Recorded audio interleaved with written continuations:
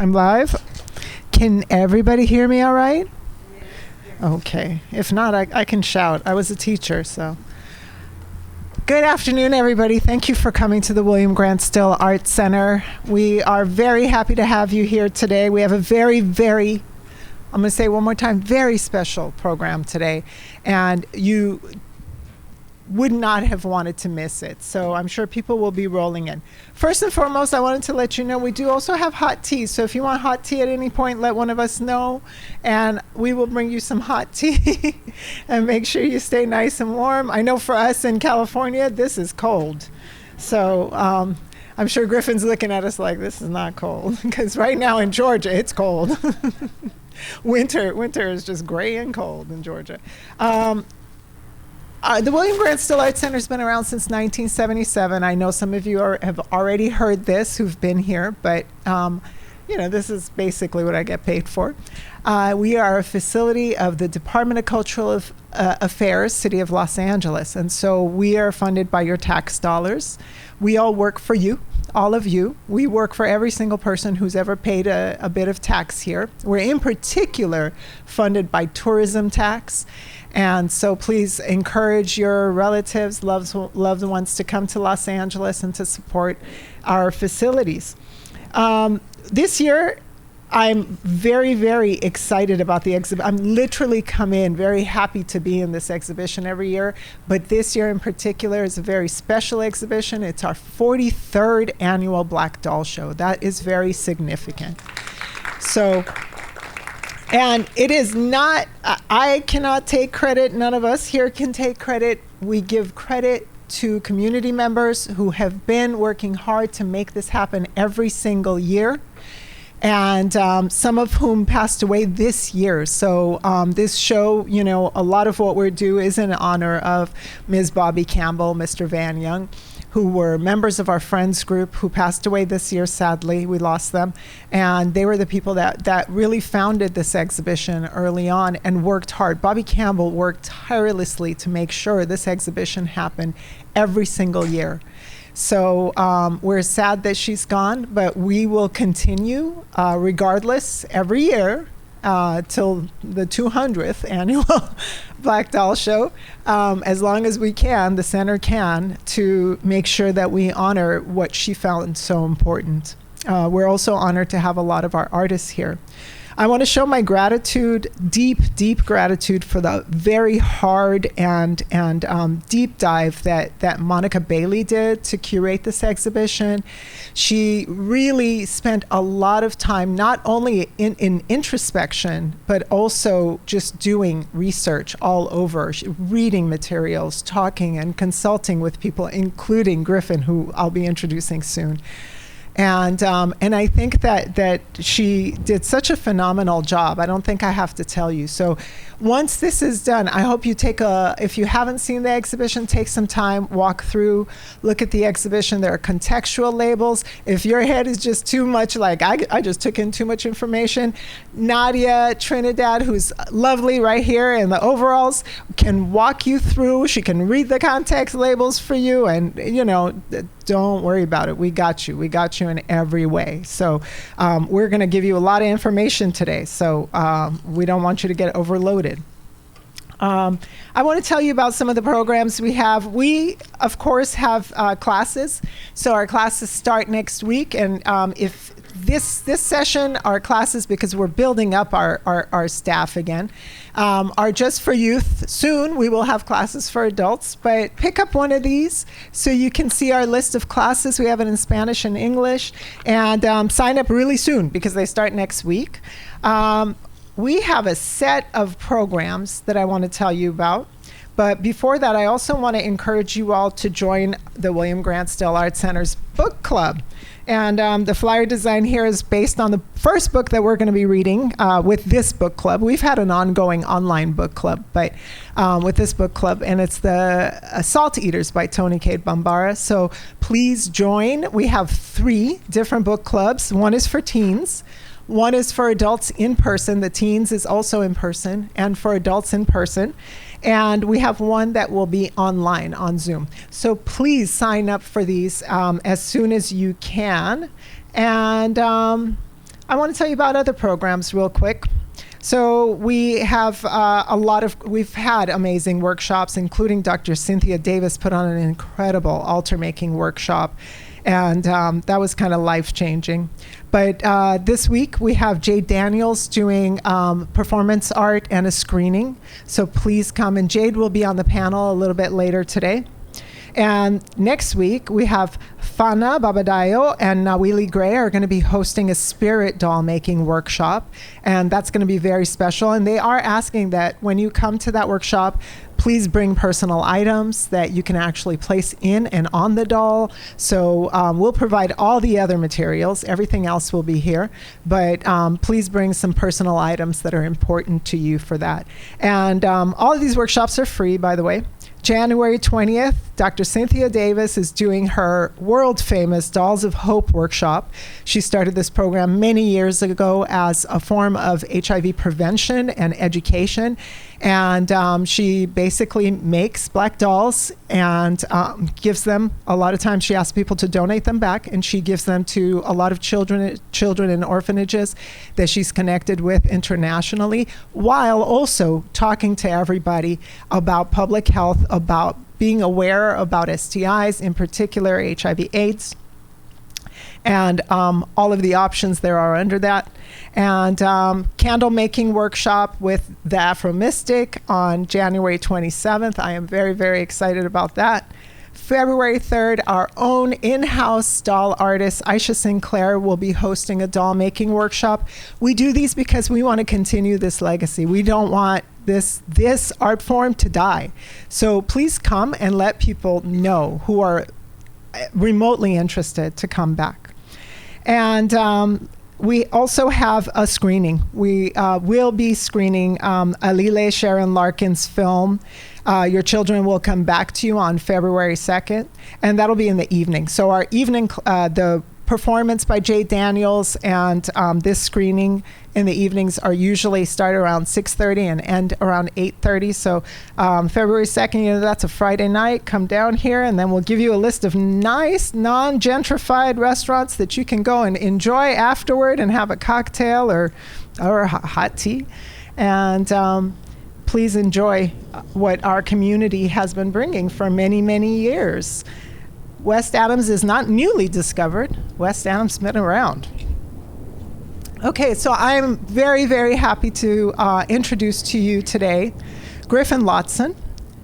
He is a federal government vice chairman of the Gullah Geechee Cultural Heritage Corridor Commission, manager of the historical, culturally, internationally acclaimed Gullah Geechee Gullah, sorry, I don't want to say it backward, Geechee Gullah Ring Shouters.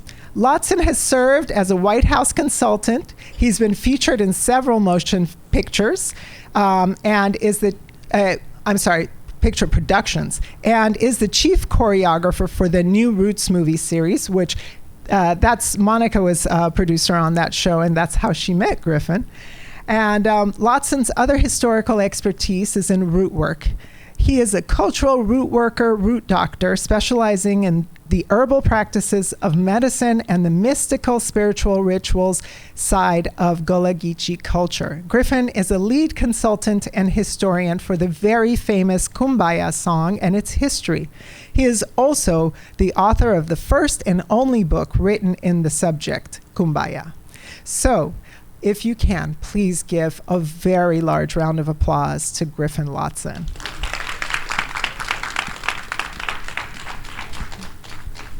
Thank you so much, Griffin. Thank you. Thank you. Wow. James Napoleon Rogers was birthed into slavery. He had a son by the name of James Monkey Rogers. We call it nicknames. In Africa, they call it basket names. James Monkey Rogers had a son by the name of Leon Rogers. And Leon Rogers had a nephew by the name of Griffin Lotson that stands here today with you in Los Angeles, California. Thank you. The reason why we like to open with that is to pass the torch of knowledge to all that might be in the audience when I have an opportunity to speak. I took the time out of my life to research, to study, and find hidden records of my family going back to enslavement. I'm a 7th generation, what they call Gullah Geechee. And they say we talk funny, like you're from the islands, man, you know. And no, we're from a little place down in the southern part of the United States. And needless to say, it's different than California. And I'm learning that quickly, okay? It's much different. It's usually warmer down there, as they say, but it's a little bit cool down there now. But California, I thought I could go out on the beach today, but not quite. I'm going to give you some of the real history from my experience. And my experience extends from here in the United States and many different parts of the world, primarily Africa. I go there a lot to study my own ancestral roots.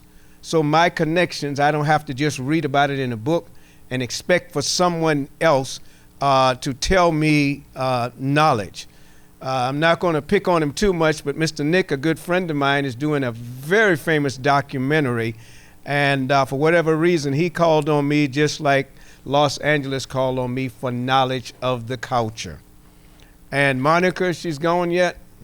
I got to pick on her later, but we'll talk about her in the movie Roots, and then I have a pleasant surprise for you, too. It all ties in with the history. One thing for sure I wanted to make sure I start off with and mention, because it's very important right now, and I had no idea of the history and the total connection, and it's one of those wow moments. William Grant Till Jr., wow. From the time he was birthed was almost the exact same time my grandfather was birthed. I think his was 1895. My grandfather was birthed in 1894 on my mother's side. And on my dad's side, my grandfather was birthed in 1882. When I talk to fellow historian and other individuals and I tell them the time I spent with them, they think I'm making it up. They lived a long time. I was a grown man when this great gentleman had passed on. My grandfather on my dad's side passed away in 1977. Amen. And I believe that he passed away in 1978. So maybe the ancestors are speaking and that we can pass this knowledge on.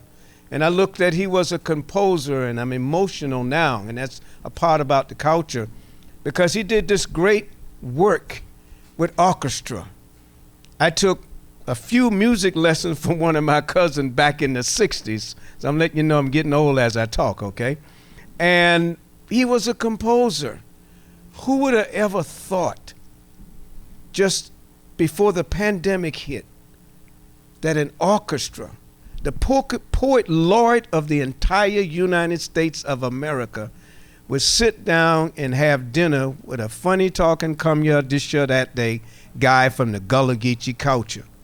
We said some words to them. So we all lived through the ancestors. And at the end of the day, I couldn't figure out why they flew me to Ohio, put me up in a 4-5-star hotel and fed me. I was on high cotton, y'all. I didn't know why. I really did. I'm like, okay, I helped out. There were other people helping out. The Geechee Gullah Ring Shouters performed for them, and they did a good job. And I'm like, why are they doing this? And when they showed that opera, that composer that came out of New York City, my eyes lit up as they were showing segments of it. I'm like, oh my God, this opera was from a mere conversation from what I was telling them. I'm hoping the same magic, we talked about the conjurer, would happen here today when I share my real life stories, when I share my 7th generation culture with you, that someone would take this knowledge and take it to the next level. That's my hope. So as we go further down, we're going to get into the conjurer stuff, not just yet. I have to tell you a little bit about this culture. It is called Gullah Geechee. There's a phrase I still remember singing. I was at the National Museum in Sierra Leone, West Africa. And when I was there, the BBC World News was there with someone else, and they gave me a chance to speak. It wasn't my first time giving media attention to BBC World News, but this one was special because I was on the continent of Africa in Sierra Leone. And I say this everywhere I go, and I make sure not to forget it. We're the only culture in America that has its birth out of something called slavery. Horrific as that was and is, something good came out of it. And it is called the Gullah Geechee culture. Oh, I got a cheer over there. Thank you. Well, that deserves a hand, isn't it? Something good came out of it. California, y'all are unique. That's the first time anybody interrupt me and says cheers. Now, I'm just having fun. That was good. But no, I'm glad you did, because it was terrible, but something good came out of us. We know how to persevere during some hard times, okay? And that's a true story right there. And there was a lot of other ethnic groups there, but for whatever reason, the Gullah and the Geechee surfaced to the top in America's history.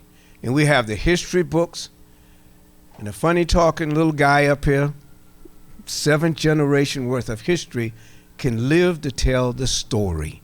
Okay? So we're going to learn from that. So the Gullah Geechee culture, we are known by a few things. You're going to hear a little bit about it as we go. It's called rice, indigo, and cotton. And a good friend of mine, Jamal, down in southeast Georgia, he calls it, and I start using it also, he calls it the Trinity of the Gullah Geechee culture. So we have to start in the beginning. So you have the rice, the indigo, and the cotton. Long before cotton was king, rice was king. Most people don't know that. I've got the Smithsonian magazine coming down to the Butler plantation. Good friend of mine out there now. He's in a lot of Hollywood stuff, so I'm going to go all the way back now. This is where I take you guys back to the plantation. I just dressed up like this so I can impress the director and Monica them, you know. So I'm going to take this off, and we're going to go to the plantations. All right, take my tie off. I brush all my teeth, at least all that's left. I don't have to impress them anymore. We're going to take you back to the plantation, hopefully for the duration. It was the rice, the indigo, and the cotton, because of our expertise in the rice fields, that they brought us over here. Matter of fact, they market it just like any store that you see out there on the market. And when they market it, when they had those sales out there with the enslaved people coming, they would say, you know, rice, because they knew that these are special people that were needed, and they can get more money when the auction was going on. And like I said, another gentleman is sitting out there now. He was on that same Butler plantation, rice, indigo, and cotton.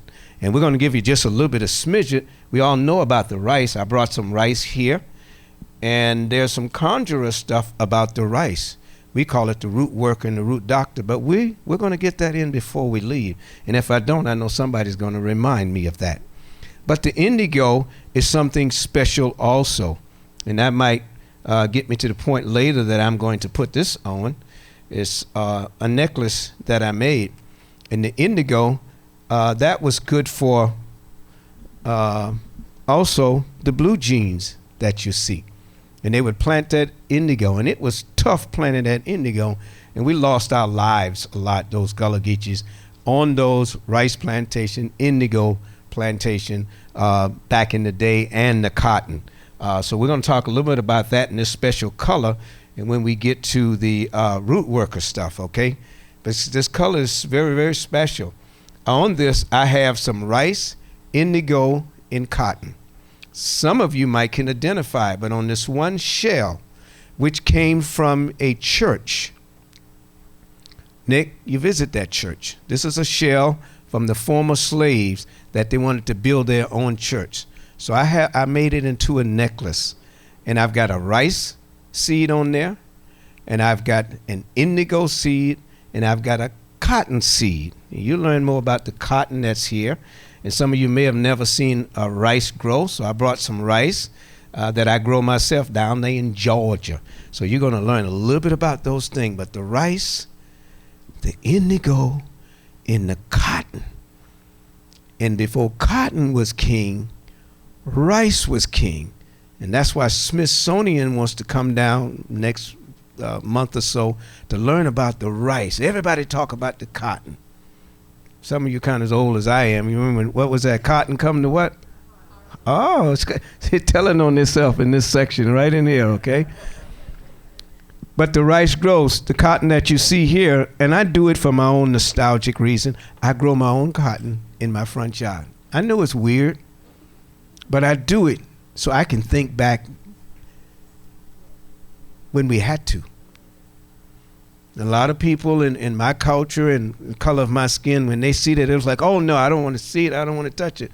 For me, I want to keep it alive so I can pass the generation to generation. I tell the young folks now, and I say, every day I live, I know I'm going downhill. See, when you're 20, 30, 40, and 50, and all them ages, you know, you're still going up. I done passed them, okay? I'm on the downhill. So I have to pass the knowledge on while I can. And you guys are going to help out, and I'm going to plant the seed now. There were some missing links. So we have to pick it up where we were left off. I'm going to give you something else deep about the Gullah Geechee culture. Most of the people in the Gullah Geechee culture, after the Civil War, I talked to a lot of medias from here to London, England. And they said, well, a lot of people act like they don't want to be Gullah Geechees, and they don't know as much. And I smile because I was one of them. So you can say I was a Gullah Geechee in the closet. True story. And I say this all the time to all media too, when I was younger, the elders would say, boy, you too Geechee, boy, too Geechee. You know, we talk fast and we say words real fast. Come your dish that day. I know exactly what I said. It is a language that was birthed out of trying to talk the master's language and trying to hold on to some of our Africanism that we had in us. And so we came out and we talk a little different, okay? So with you guys, I feel comfortable. So if I don't say the proper grammar, just, it's okay. I have to go back. Because I would always use this, and I use an example when I'm speaking to somebody and I'm trying to impress them. And I would say, you know, I am going to be there. They don't know what I did. I heard myself, I'm a gonna. I know I shouldn't have said, I'm a gonna. Now, if I with mama them, I could say, I'm a gonna. But when I'm talking to a president, which I've worked for one or two presidents doing not this, but in my philanthropic line of work, I try to talk proper. So I learned to speak like my cousins them up in New York. So I would sing my words. You know, it's a very fine day to here in California, and I would scratch it because I really was trying to impress people. And this is a true story, and I'm not the only one. Whether you love him or hate him or not, there's a lot of individuals that are Gullah Geechees. Michelle Obama found out after she got famous. And don't let me forget, I'm going to tell you all about my love affair with Michelle Obama. Don't let me forget, okay? If I forget, somebody remind. True story. Boy, they got me recorded. I'm going to get in trouble with Barack, but I got to tell it. Don't let me forget. But Michelle Obama, after she got famous, a lot of historians did the research and found out that she was descended, I think it was her great-great-grandfather that was descended from the Gullah Geechee culture. Other gentleman is about 4 years older than I am, Chief Justice Clarence Thomas. He's just about as Geechee as I am. Really, I am, and he's from the same neck of the woods of where I'm from. I've met him a few times. The last time I wanted to get close to him, I got to be careful what I say because I don't want to get in trouble with him in Secret Service, but we were in Pinpoint, Georgia. He was speaking. And one of my mentors, Dr. Emery Campbell, I call him the godfather of the Gullah Geechee culture. He said, Lotson, you need to be there because the Chief Justice is going to be speaking. I said, well, where's that? He said, and when he told me that, he's my mentor, And I said, yes, sir, I'll be there. So he was speaking at his church. His family was there, and he was dedicating, special building, oyster plant. And he started talking.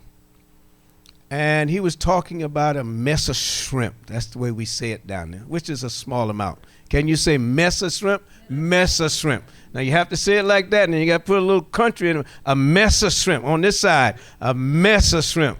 Now, a mess is usually nothing good, but for us Gullah Geechees, that just means a small amount of shrimps. Now, you could say small amount, but if you're Geechee, you would say a mess of shrimp.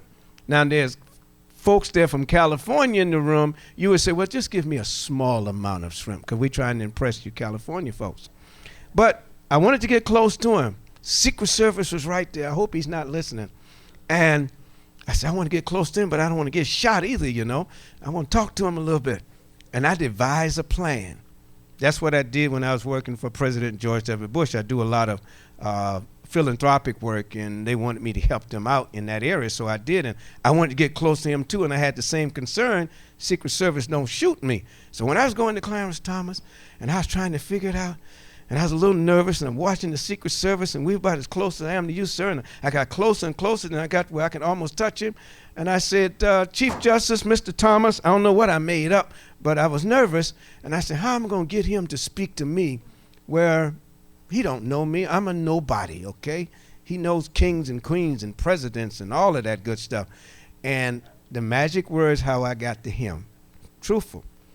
I said, well, Mr. Thomas, I am from McIntosh County. I got nervous. He didn't know McIntosh, but he said something about a town called Harrisneck. And he was passionate about Harrisneck. That's in the same county I live in. So my way to get into him, say something for him to kind of like, break down the armor and not be so professional, So, and I remembered. I said, okay, yes, I'm from the same county of Harrisneck, and I'm Geechee just like you. You know what he did? He said, hey, man. We shook hands, and for the next 15 minutes, we walked to where they were doing a historical marker, and we talked to each other. If you look on now online and put Pinpoint, Georgia, historical marker, you're going to see this crazy little sawed-off guy right there by Clarence Thomas. What are they going to do, shoot me? I'm just with him. They didn't shoot me, but that's a true story. We disown our own culture because it was thought that we were ignorant, that we were not coofed, as the word some people say down south, that you're unlearned because we say things like come ya, this ya, that day, and I'ma and gonna, and they thought we just wasn't educated. And we believed in some of that root worker stuff. Where were you born? Oh, yeah, we know, we know all about down in the South. We know how you all are. And I'll tell you a true story, and I hope you document this.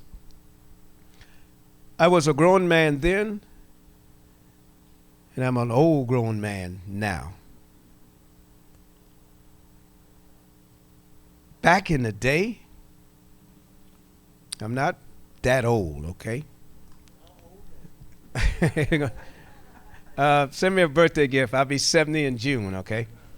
And even that short length of time, I had to work in a restaurant, 2 of them. And we couldn't go in the front door.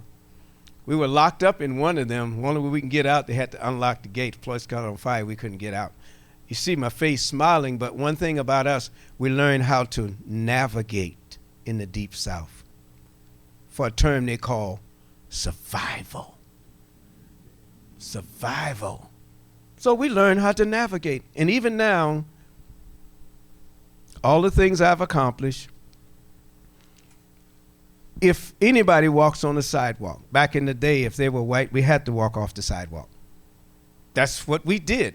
Your family told you to do that in the Gullah Geechee country, and you did it because you would get in all kinds of trouble. So now, at my age now, it doesn't matter who it is now. I'm still locked in that. No, not because I'm afraid. That has nothing to do with it. But those memories. So now it can be a little small child, African American, any, doesn't matter who it is. I always step off the sidewalk for everybody. But that's my way of teaching classes like this, that I can tell my history. I don't know your history. So I carry it on for a different reason now. For a very much different reason. And some of it is still going on in the Deep South, different here in California. So we're going to give you the Gullah, the Geechee, the rice. I've got to move up front and see how I have it lined up here and tell you a little bit about it all. Now let's go just a little bit. Before I do, let me give you the big ones about the Gullah Geechee culture. One thing they say about a Gullah and a Geechee, and they make fun of it, but it's almost true in almost every case. One thing about a Gullah Geechee, you know they're Gullah Geechee if they love rice. Two things I can eat. This is the truth. I'm not faking this. I'm not making up. Only two things I can eat every day of my life, every day, is rice and cornbread. I can eat rice every day of my life, and I can eat cornbread. I don't care if you have filet mignon, no, I want a little bit. I love cheesecake. I'll spend good money for some cheesecake, but I don't want it every day. I don't even want it every week, but when I want it, I want it. But Geechees and Gullahs, for whatever reason, almost 100% of us, we love rice. The way we talk, we say things like come here, this year, that day. We do talk a little different, but that's part of it. Now it's beginning to come alive. Clarence Thomas and myself and many others were shone from it. Now we are speaking and letting people know that's how it was. He learned the art himself to not talk a lot. Might be a good thing, especially now. I'm going to get in trouble with that one. Okay? But because he knew he talked different. In our culture, we say you talk funny. And that's why they told me, boy, you're too Geechee. They wanted me to change my ways. They wanted me to learn how to speak a proper English so I could get ahead in life. That's what they wanted me to do. So that's part of it. Folklore, we love to tell stories. You can see me dramatizing with my eyes now, okay? We love storytelling. That kept us humanized, or human, because we were under some tough situations on those plantations. Gullah Geechee culture, if you don't remember anything about it, was birthed out of something called slavery from those plantations. Believe it or not, we were the economical wheel for America's culture. And America's, not just the culture, but foodways. I mean, that's what we did, because we're the ones that plant that rice, the cotton to make the clothing, the indigo to put in there for the coloring. We did all of that.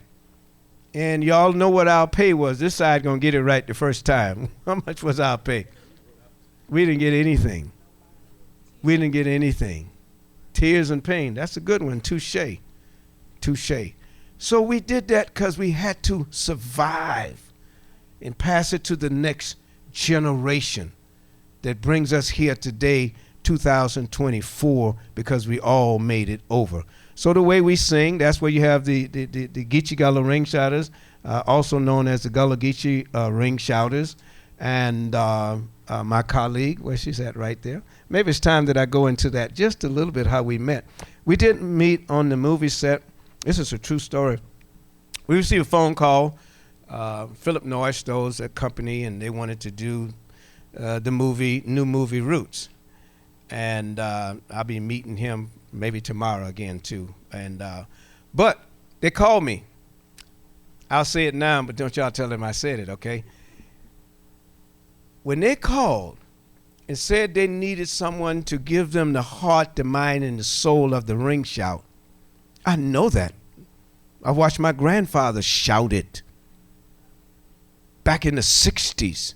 I didn't know what was wrong with that man. But he would do that ring shout. Then we started mimicking it in our churches. And after I say this, I want y'all to give me a hand, make me feel good as an old man. For 50 consecutive years, from 1973 to 2023, I was praying and hoping. I only had 2 times I wanted to live, days I picked. I wanted to live to be the age of 33. One reason why, Jesus lived to be 33.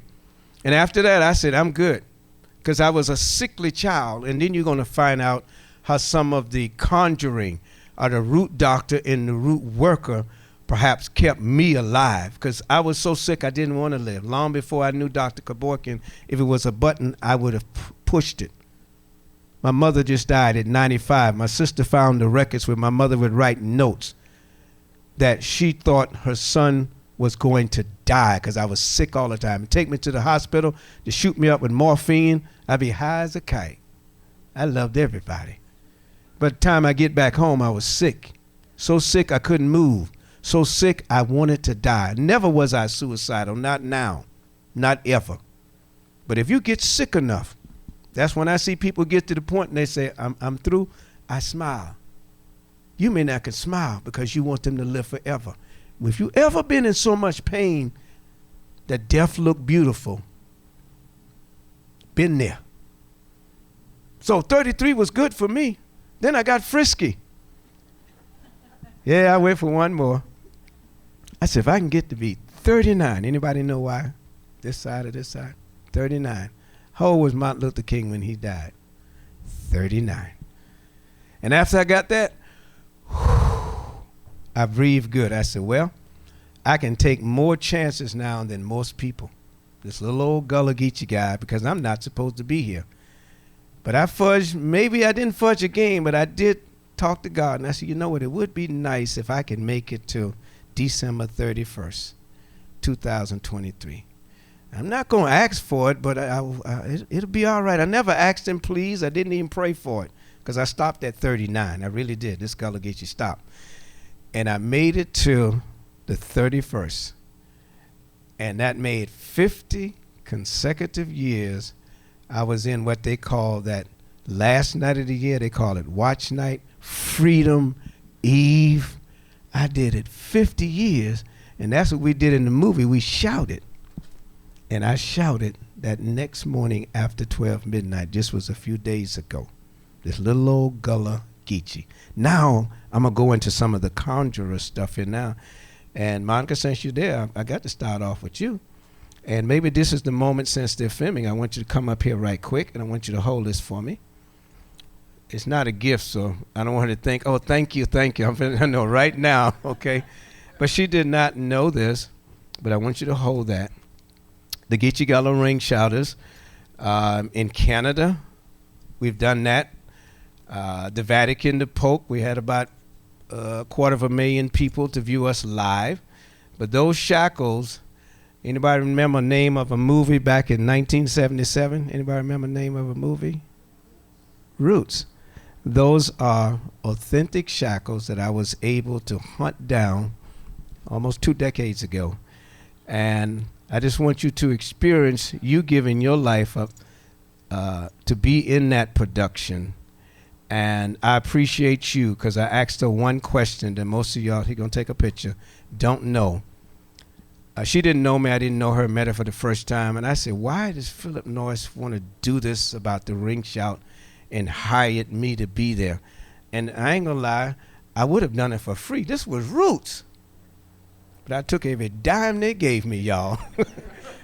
Every nickel. The same plantation they filmed the movie, was it Django? Yeah, I think it was the same plantation there in Louisiana. They kept me there for 2 or 3 weeks. Then they flew me back up there again to finish the site out. She was there in that production. Camera was on her because the director wanted to make sure he gets some things authentic in there. And I was in charge of about $20 million worth of equipment and people. And I acted like I wasn't nervous, but I was nervous. But I knew this was my culture. Pay or not, when he called me, and I'm letting you know the Gullah Geechee culture to those that love their own culture, love your culture. I said to him on a phone call in Georgia. He had his people to contact me, and then he got on the phone.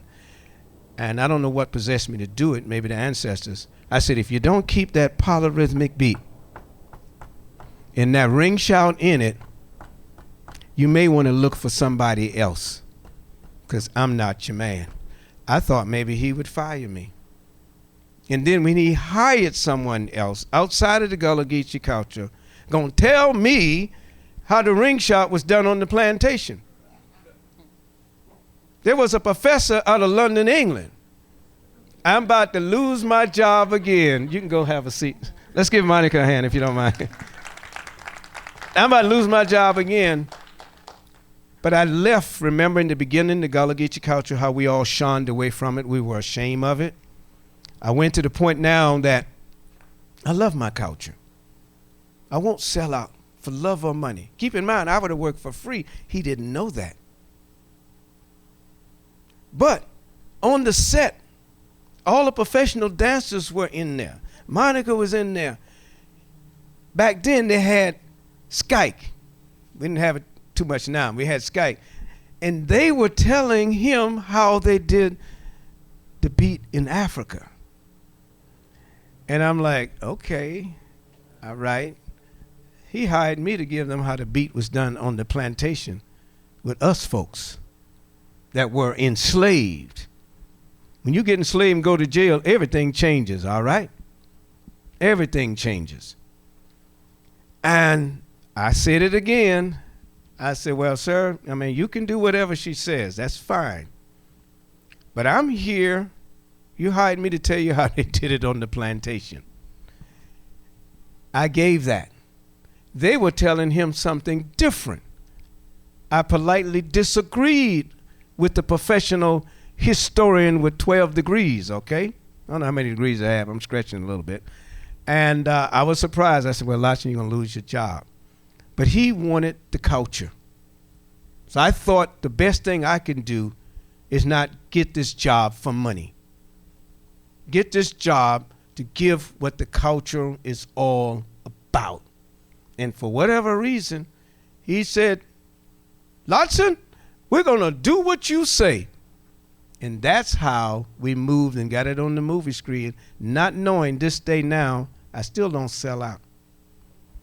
Just got a call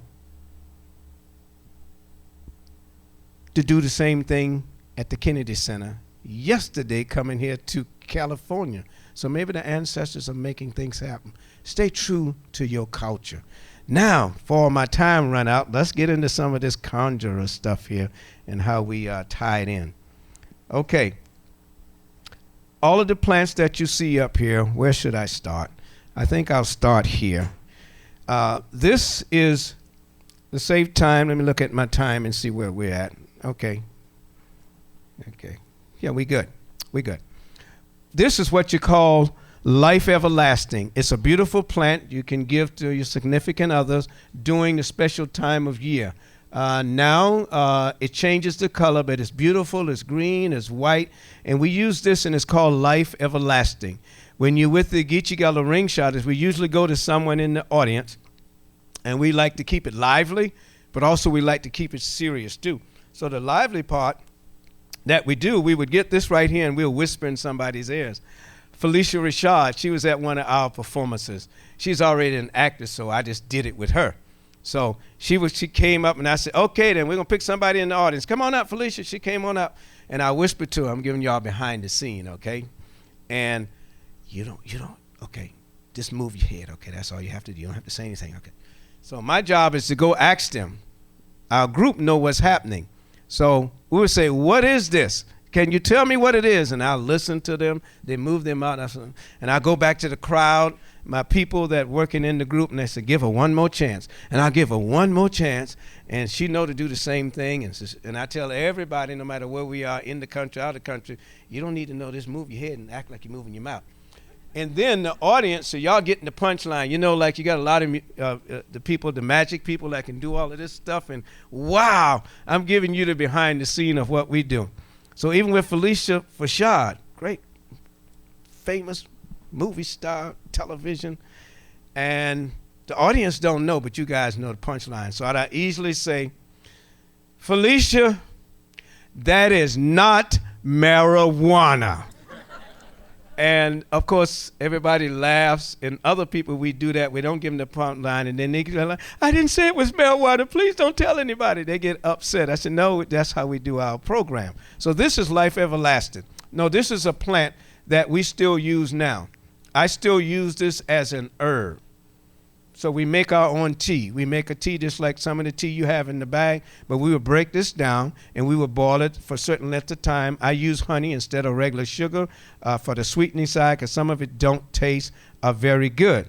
Now, this is good right here. Let's see who I'm going to pick on. You got Gullah on. Is that Gullah I see on there?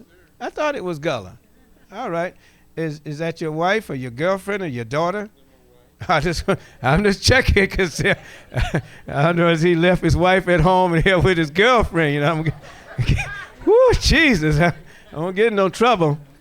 But this is right here. This is ball moss right here. If you was in Jamaica, man, which I've been to Bob Marley house and I'm an herbalist, and I noticed they have ball moss growing literally on the power lines. I'm like, wow, that's interesting. So I snuck a little bit off, you know, and because I wanted to keep it. Now, this also grows in Florida and Georgia. It took me 20 years to find out that it actually grows in Georgia because it's kind of like a ball on this one. This is what you have, Spanish moss. You guys, y'all don't have too much Spanish moss up here, do you? You have Spanish moss? Okay, but Spanish moss grows plentiful. Nick knows all about it. He's been down there in Georgia. He's California, big city guy, but I don't know why he came to visit me today. I appreciate that, Nick. He told me, don't mention my name too late. I've already mentioned it. All right, y'all will meet him later, hopefully. But this is Spanish moss. And since you were the Gullah, and that's your lovely wife, if it was your girlfriend, I would say something else. And then I'm going to help you too in a little bit. I'm going to help him right now, and then I'm going to help you, okay? We use this. We can put it in our shoe. If you have high blood pressure, you want to bring your blood pressure down, you put it in your shoe. That'll bring your blood pressure down. Now, it's also used for something else. Spanish moss. And I've made quite a bit of Spanish moss tea in my day.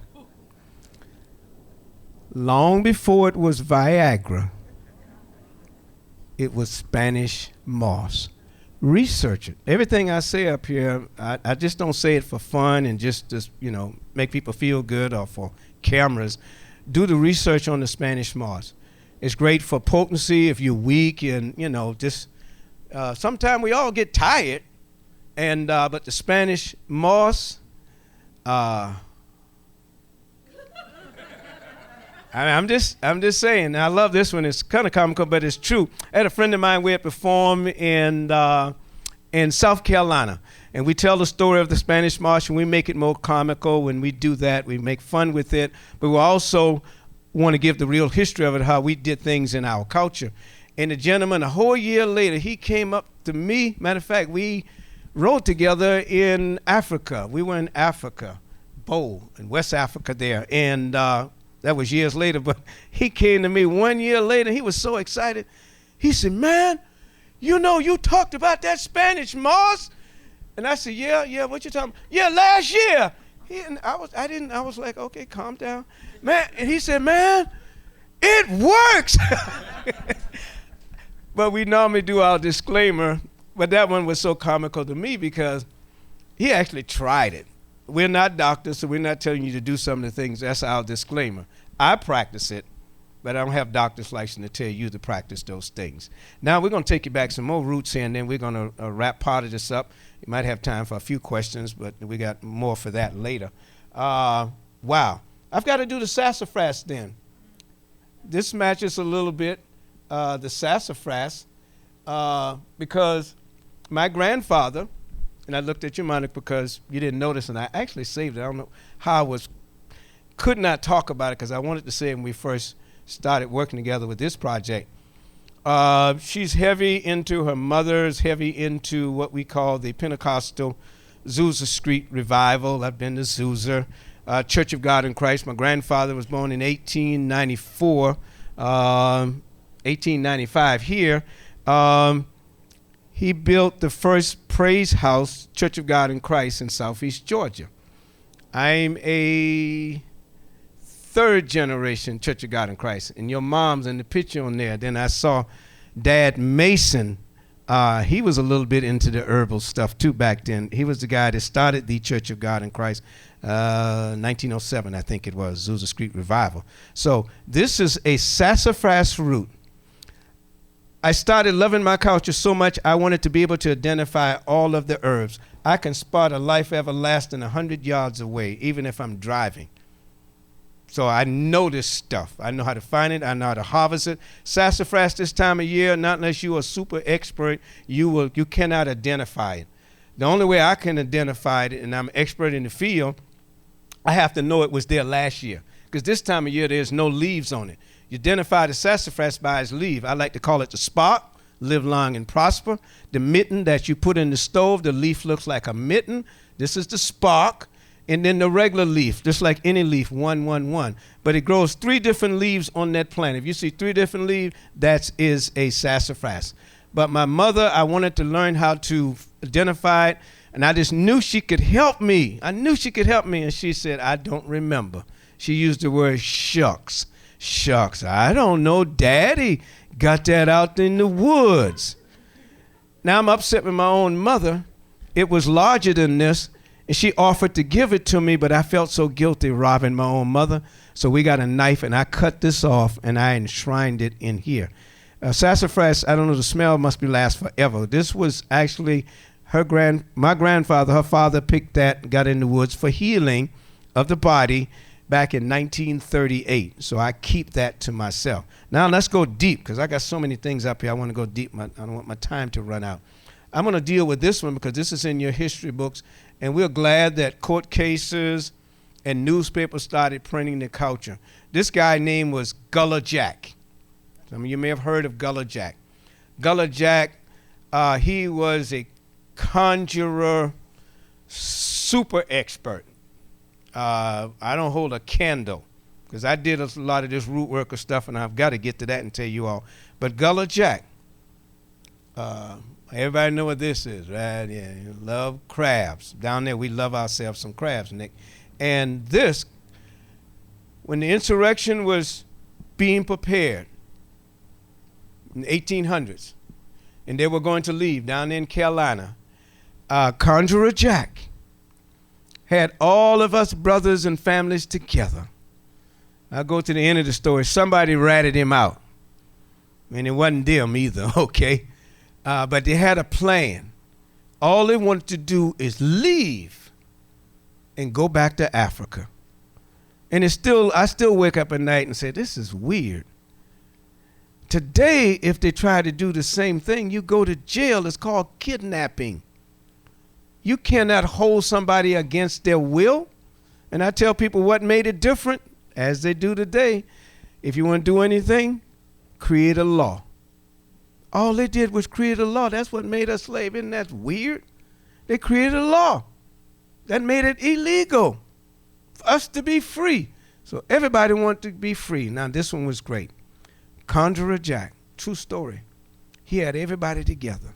Everybody believed in him. They call him the conjurer. We call him the root worker. Okay, the root doctor and the root worker. What I told you about these herbs so far, that's the root doctor. Now we're going to switch over to the root worker. And he told everybody that had arms, if you call it stealth now, where you can go and people with the spaceships and stuff that you can float and you can't see it, stealth bomber, we call it now. They've had it developed now, but back then, he would take the crab claw, true story, put it in his mouth.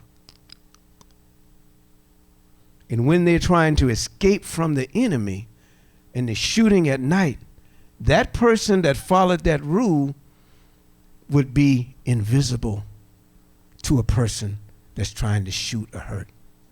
And he trained them to put that claw, read it for yourself, that claw in the mouth to help him survive when the enemy is coming against him.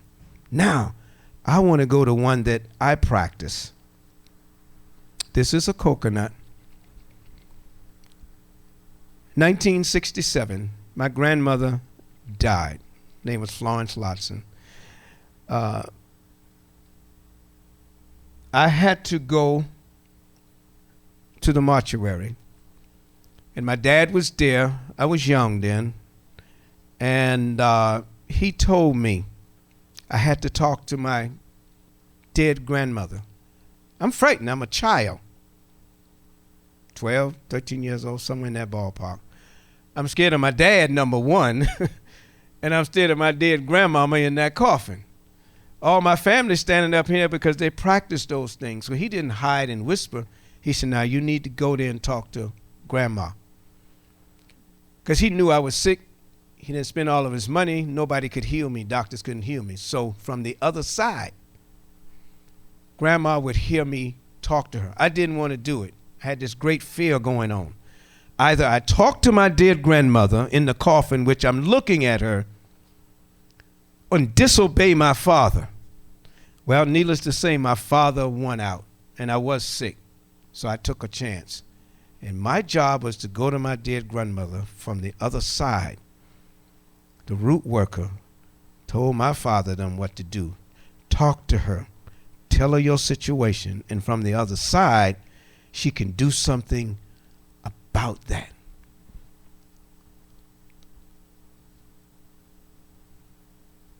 Same thing you done to me, gonna be done to you. Y'all know where that came from, don't you? Color Purple. Look at the first 5 minutes and the new Color Purple come out there, sitting in the church on the left-hand side at the end, second pew. You're going to see somebody in there that y'all know. I'm just saying now. I'm just saying. Just look at it one more time, okay? Second pew. They were down on my neck of the woods, and they were filming, and I got a little small piece in that, okay? But in our country, one thing you don't do, you get blessed out by the older folks.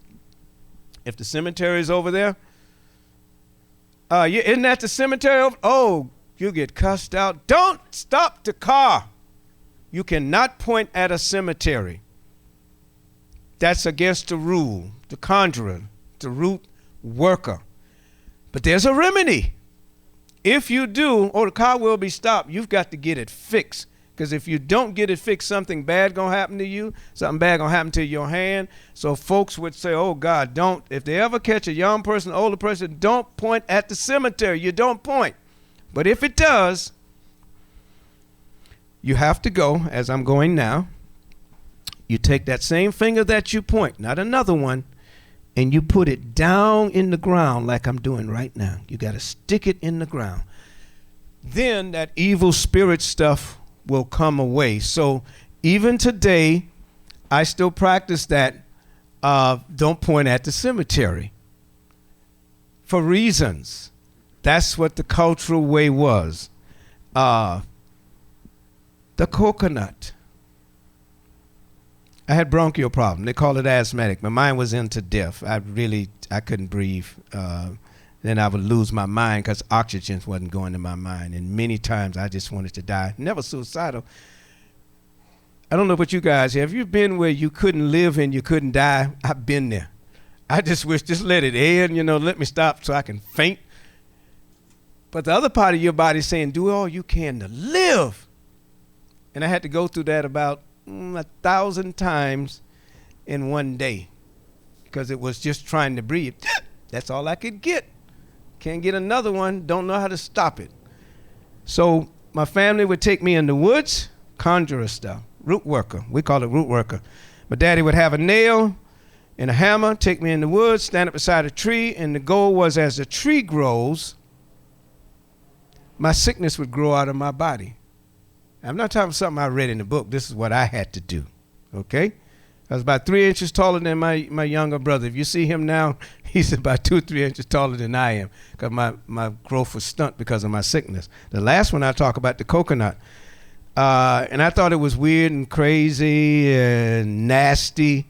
Put the coconut in the ground 7 to 10 days. After 7 to 10 days, you take the eye, you punch it, and you drink that juice. You drink all of that juice. And you drink that. To me, I'm a child. That's nasty. This been in the ground. You don't drink stuff like that. But the fear of my parents, I did it. Years later, in this century, I researched that. That was more of root doctor than it was root worker. What's the most purest liquid next to water? You're going to guess it in one try. Coconut water. Now it's $1 billion industry in it. So all that conjurer stuff that we think was so bad, maybe there's some goodness in some of these things. Thank you. I'm gonna stop there. There's so much I want to give you, but there's any questions, I want to be able to answer them. The indigo blue, you see these blue bottles? That's for the bottle tree to keep spirits out. That's that. I didn't even get much into the kumbaya, but we're going to give you that. Maybe during this session or the next session, the kumbaya, and how it came from the African American community, and how we even persuade the Library of Congress to change their narrative. Yes. Say it again.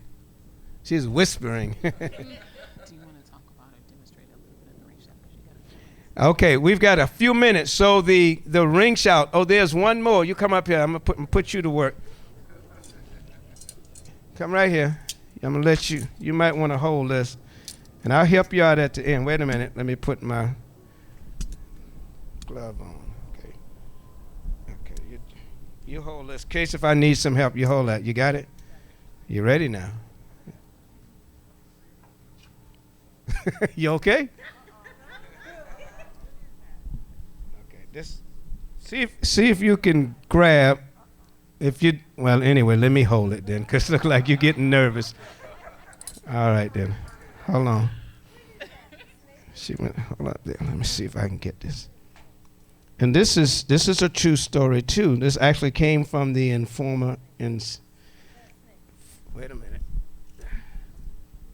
Former enslaved. Okay. Let's see. If you see a black snake, now I don't kill black snakes. I don't kill black snakes because black snakes don't harm you. Rat snakes, my grandfather in the 60s wouldn't let us kill a rat snake. Rat snake was about 10 feet long and about that big around, literally, and we were screaming and hollering. He looked at the snake and said, leave it alone, because it was a rat snake. It eats what? Rats. And I don't know why, after he said it was okay, I could sleep in the house. I ain't gonna lie to y'all now, I don't know whether I could sleep in the house with a rat snake in it. But a black snake, we don't kill black snakes where I'm from. I don't kill the black snake. But from our former enslaved, all this is documented. Lorenzo Dow Turner, linguist, African-American linguist, and he recorded these people. And they said, now the black snake, he out there in the woods, if you want to know a good route, now if it's a good route, if you ever see, now you could have gone on out there, and if you go out there and you see black snake there, and he got a root in him out, and if he got a root in him out, that's the good root. Now that's good for your ailing. So if you ever see the root in him out, that means that you can go search that root there, and it'll be for healing for you now. Now that comes from the former enslaved. All of this is documented. Now I go pick my herbs. I know what these roots are, and I do use those roots, and I do make my herbal medicines from that. Okay? All right. Now, the ring shout, she wanted just a little bit. We got a few minutes left on that. Our time is running out, but can I have one volunteer, maybe two? Okay. Ooh, boy, this is good. This is good because most time people say, no, I'm not going to do it.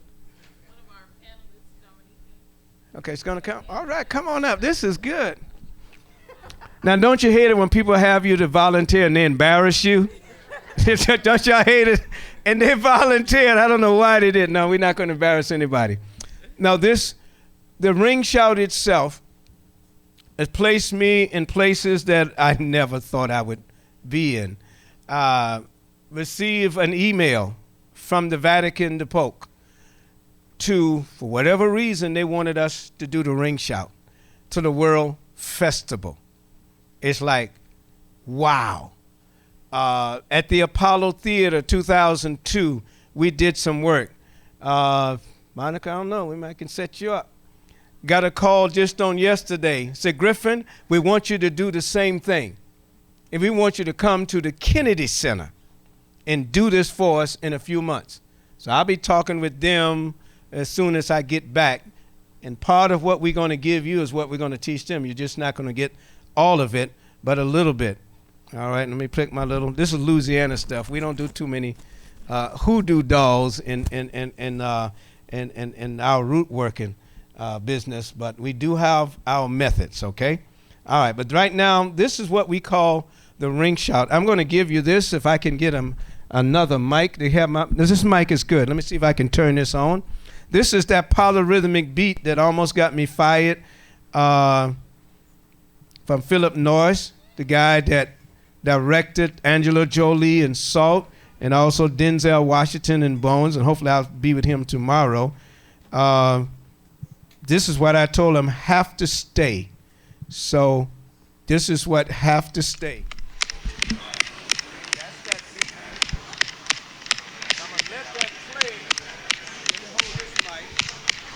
That's the special beat. A little bit more if you can. If not, I'll pick it up. I'll use my microphone voice till it comes up. Okay, it's up.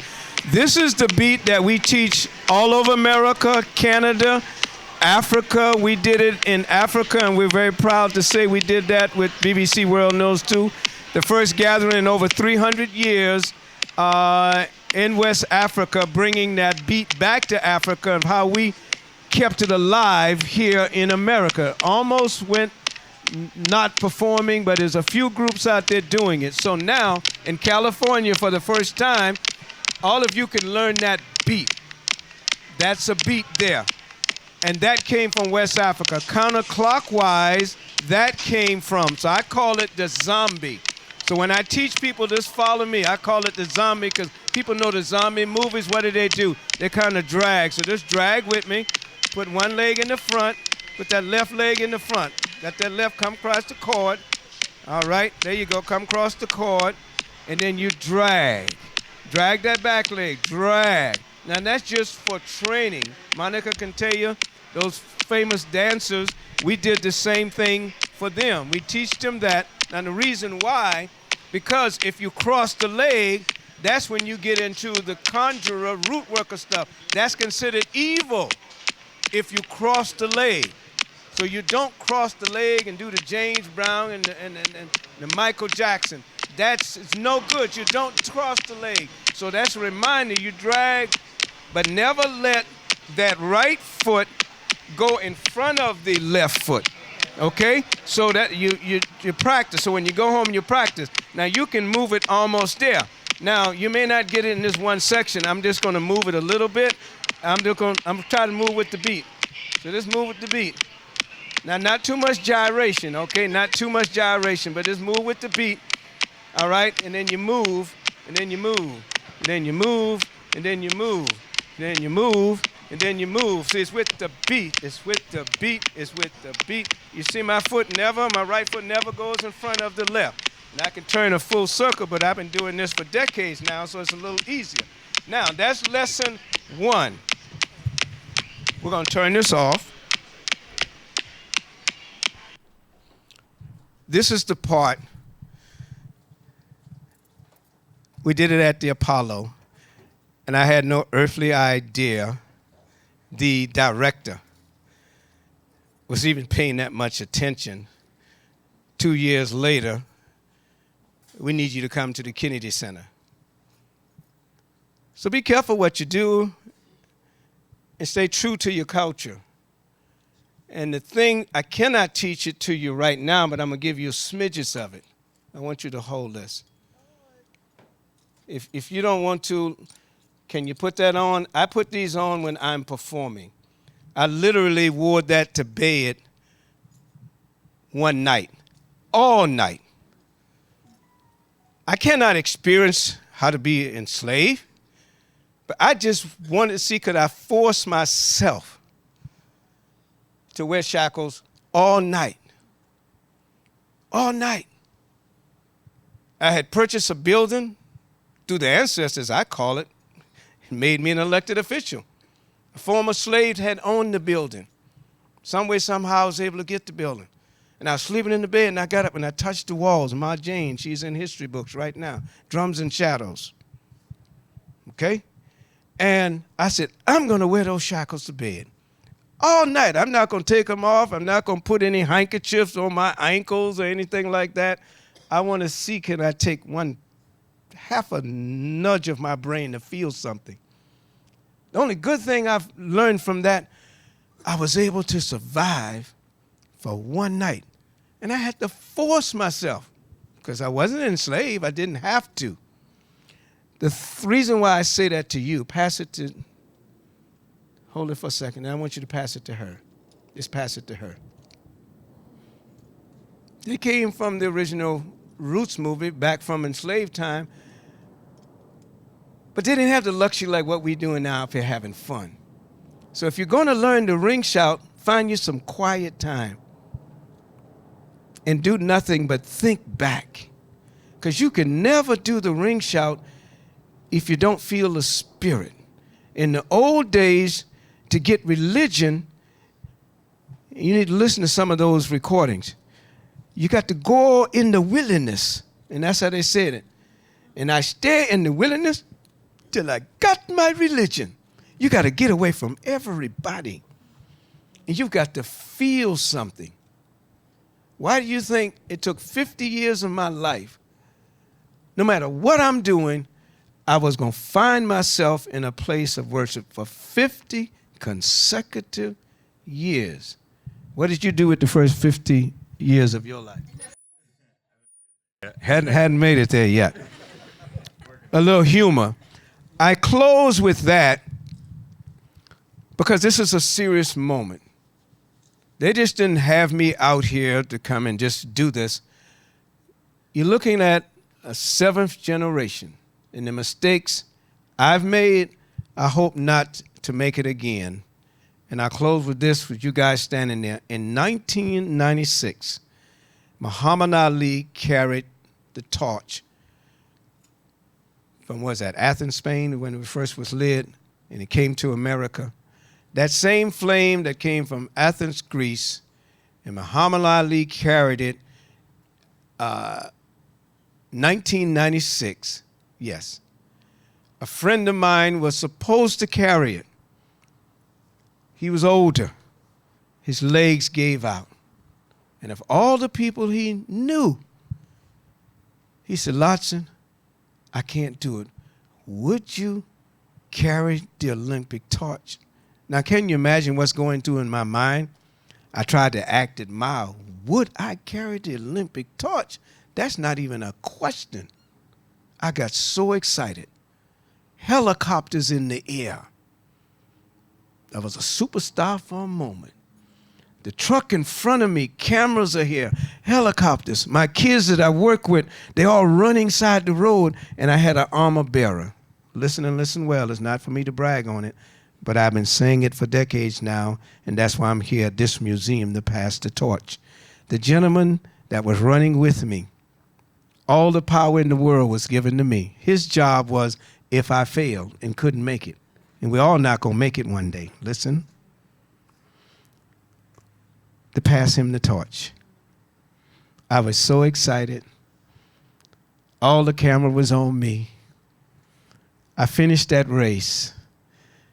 And decades after that, even now, I say to myself, why didn't I pass the torch? I didn't have to ask anybody. I had more power than the President of the United States. He didn't even get a chance to carry the torch. And I carried that torch. I cannot undo what I did, but I can do what I just did with the young people up here, passing the torch of knowledge to everybody that's here. And I say for the rest of my life, I'm going to pass the torch. Don't keep it. Pass the torch. Nick, Hollywood, that's why I work with you, okay? Monica, that's why I work with you. And we all need to learn to do what? Pass the torch. Thank you. Thank you.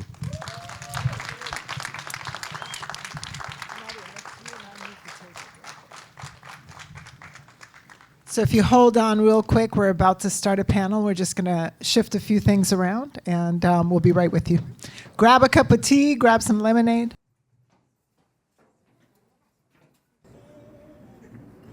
All right. Well, welcome everyone. I'm so grateful for all of your presence here at the Conjure Black Doll Show 43rd annual. This is like very, very special to have this panel, to have this conversation, to dig into roots of Black folk in America. We are here to, as Griffin said, preserve, pass the torch. Like, I actually have that in my tutorial statement about passing the torch. That's the last thing I say on there. So that is very key and very important in this whole exhibition, in this whole space. So we want to make sure that we do that. My name is Monica Bailey. If you don't know me already, I am this year's curator, along with our co-curator Jason Ofokolade, who is not here at the time, but he does have a couple of questions that I will ask on his behalf. I'm also the education coordinator and the outreach coordinator here. I've been at the center for 5.5 years, and it's been a pleasure and an honor to serve in this community and to serve people, like, in just the ways that they're asking, that's necessary, like these conversations, these exhibitions, classes. So I'm very, very grateful to have this opportunity. Let's see. So I'm going to start. So the structure of the panel will be, I'll ask questions, they'll be able to answer, and then we'll do a Q&A towards the end, and you guys will be able to ask. And I don't know if the mic can reach out there, Kevin. Can we do that? No? Okay, you'll just have to use your outside voice. But yeah, we'll get to that. But I know you guys have plenty of questions, and you can even ask questions from the workshop as well, because I'm sure you guys have a lot of them. But I want to introduce you to our panel. You obviously know Griffin, who you met, who did a wonderful, amazing presentation. Thank you so much. I'm still like in awe that you actually are here and you were able to, like, when I put out the call and I emailed you and you said, yes, Monica, like, this is not about the money. This is like about the culture. So I'm truly, truly, truly honored, Griffin. Like, yeah, I'm wow. Yeah, I've learned so much. Thank you. So we have with us, we have the pleasure of Jade Daniels, who is on Griffin's left here.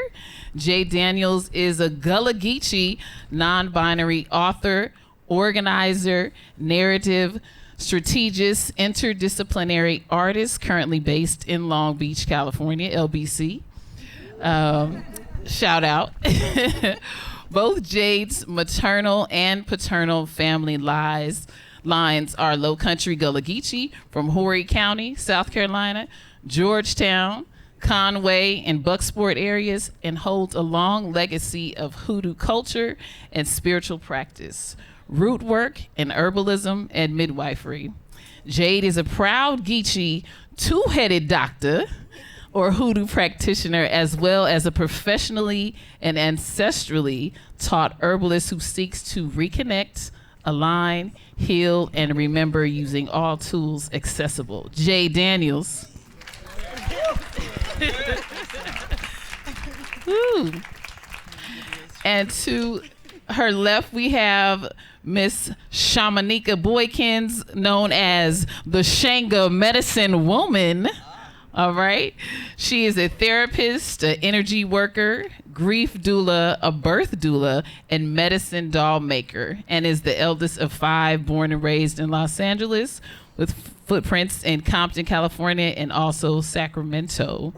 Her work in grief has been pivotal with dolls due to her understanding that we all walk with grief, so that any tool can be used to help one navigate grief is medicine to and for our community as African American people in America. Yes, Ashe, thank you. Thank you so much. Beautiful. Ooh.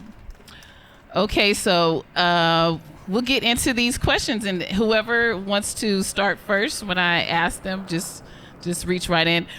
I know you didn't get a chance to see the first part of his workshop, but this will wrap around like conjure, root work, medicine, all those things. So you'll be able to jump right in. So our first question, I guess it'll be to Griffin or Jade or either one of you. In what ways has Gullah Geechee culture influenced Black Americans to look deeper in research of their ancestral roots? In what ways? I'll go ahead and take this. I think that I can only, speak for myself as an African American and seeing the ways that there's been like a revealing, a reclamation by Black people living here. There's many different, as a Geechees, Gullah Geechee have like quilt making. I believe that we're such a beautiful quilt in this country, and so Gullah Geechee culture is just one of many, right? And the same if we extend that into the diaspora throughout the Caribbean, throughout Africa. But for me specifically, seeing the ways that I've been able to hone in on what my culture is as a displaced African, being able to connect, the things that I grew up with, seeing, hearing, the practices, the food, right, the medicine, being connected to a land, being connected to a peoples. I didn't grow up there specifically. I moved around a lot. My father was in the military. So for me, it really was a home going, right? And being like, I am a person from somewhere, right? I've made many homes, but I am a person from somewhere. It's connected to the land that we, bled on, that we cultivated, that we stewarded, that we had our babies on. It's connected to, every single member of my family, in the ways that, that extends out to others. I can't speak for other Black Americans, but I think that seeing the connection to the Geechee community has brought forth, for lack of a better term, like a renaissance of a reclamation of genealogy. And I think it extends past borders, right? I think it extends past U.S. borders, Black people, Africans living here. It goes from Brazil to the diaspora all around, and being able to, reclaim our cultures and name them, practice and reclaim them. Thank you. Hello? Can y'all hear me? I have a really loud voice. This mic is not. Okay, there we go. So, I like that question because I have, in some ways, started to track my family back, and I'm pretty sure there's some Geechee footprints in there. But what stands out for me is, as a Black woman in America, as I have continued to learn what we're labeling African spirituality, what it made me start thinking about was, okay, we did those things over there, but when we got here and all the things that happened here, what did we do here? It got lost along the way somewhere. A lot of things got lost along the way. So we took our soup pot, we took what we had and we made it to today. And so when I'm looking at the entirety of the Geechee history and what is still in place today, for me, it's a reminder that whatever we have, we can use for what we need, but it also reminds me of the resilience that it takes in order to carry something or pass something on. Being able to, there's a lot of things that we've lost as Black people, but there's so many things that we have kept. And that's a beautiful, Gullah Geechee is a beautiful reminder that everything wasn't stolen, everything wasn't lost. And in fact, we have at least one spot where we can reach back and learn something or grasp something that we can take and press forward in today. Beautiful. That's it. Yes. Griffin, you want to add anything? No, I don't think I need to add anything, but the old man experience, it makes me feel good seeing them doing this. I only use one example. Years ago, I was doing a major project for Sapelo Island. They say it's the last intact island in America for the Gullah Geechees, and it is worldwide news now because of taxation and losing land. And I had this young fellow working with me, and I smiled. And the reason why I smiled, you catch the end of it. The whole time he was working with me, he was just concerned about getting paid. And but he fell in love with the culture through me and the people of where I was trying to help and what he was learning. I needed his expertise. And he said something to me one day, and that's why I was smiling when I hear these beautiful torchbearers now. He said, you know what? It's just out of the blue. He said, I think my grandmother is a Gullah Geechee. Now you have to understand what was happening to me. He didn't care anything about it, don't know anything about it. But after working with me for about a month, and I did not have his expertise. He was in the graphic arts. I don't know how to do any of that. Make things come alive. I didn't know how to do that. And he listened to this old guy, and he learned so much. I never complimented him. I wish I could go back to him now. But the fact that he was getting excited that he was maybe attached to a Gullah Geechee. When I was his age, I didn't want anybody to know my mama them and grandparents them was Gullah Geechee. No, y'all know the stories of, you know, how they treat the parents back in the day. Don't want people to know they countrified, and one of our favorite delicacies then and now is raccoon. We still eat raccoon. I love my raccoon. And don't try to change me. So I love what they said, because they own this now. It's not a force owned. And I'll stop there. Thank you. Yes, I want to add a little bit to that of how as Black Americans it's caused or inspired me to look deeper.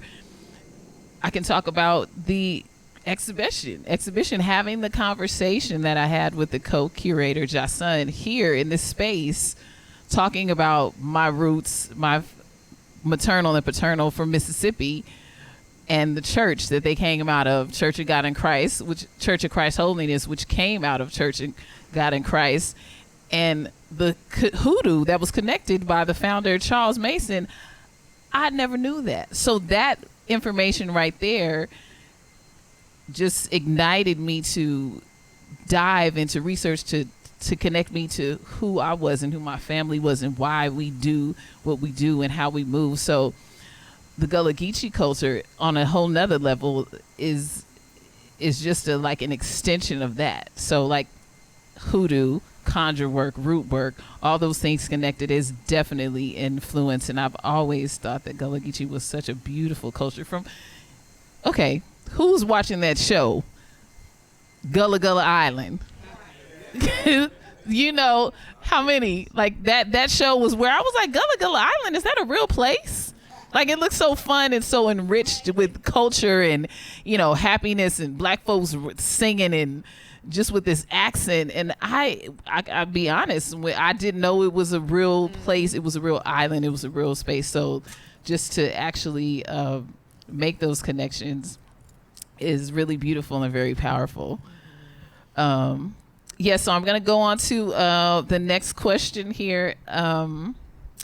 What are some of the similarities and differences between the regions of Louisiana, Mississippi, Tennessee, and the Carolinas when it comes to the hoodoo and the root work or conjure? That, I mean, even if you're not from there, but there are differences in the way that things are practiced.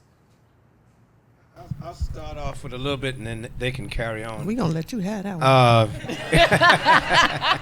Let you have. Wow. Difference at my level, you see the similarities, and I try to bring it out, and I actually said it near the end. The hoodoo doll, my job as a historian is to show the differences, not knocking either one, because I don't know which tribe that practice the hoodoo with the rituals of the dolls. Near our culture, which was kept alive very well for a long time, and and I always make it clear, I don't say the hoodoo. If I say it, I only say it to clarify the difference. They do practice that mostly in the Louisiana area, like I said, Mississippi, up in that area there. For us, almost the same thing, but it's called the root doctor and the root worker. Just to show, and I did deep research by happen chance, and I'll shorten it. My great-great-grandfather, I just did some research, clicking the buttons and say, did any of my relatives was in the Civil War? I really didn't know and really didn't think I'd find anything. So I hit the button, research, and I laughed. I was like, oh my God. One Lotson fought in the Civil War. And then I learned something else. I found out why the Confederates didn't win. They had about 1 million troops. The Union had 2 million. And when the way they fought war back then, they shoot at each other. For the mere fact of that, it's going to be 1 million left if everybody shoot everybody. But no one knew that back then. But this is the history I wanted to put in. I've got the records. Once I found it, I had to go deep. So I traveled to Washington on my own money, to Colored Troops Wall, found the name of my relative, got the certificate.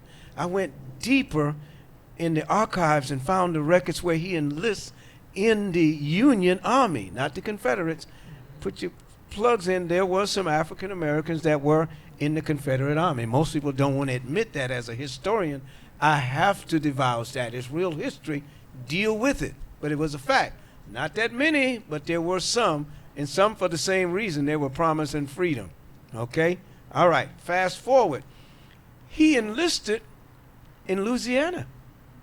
He from Georgia. So the history of taking the root worker and the root doctor stuff up to Louisiana, and the Louisiana bringing its stuff back down here, and most people came in on South Carolina and Georgia areas off of the enslaved ships, and we call it the Gullah Geechee Cultivators Quarter, but you have to realize many of them were traded off to other parts of the country. So that ritual went with it. So different but alike.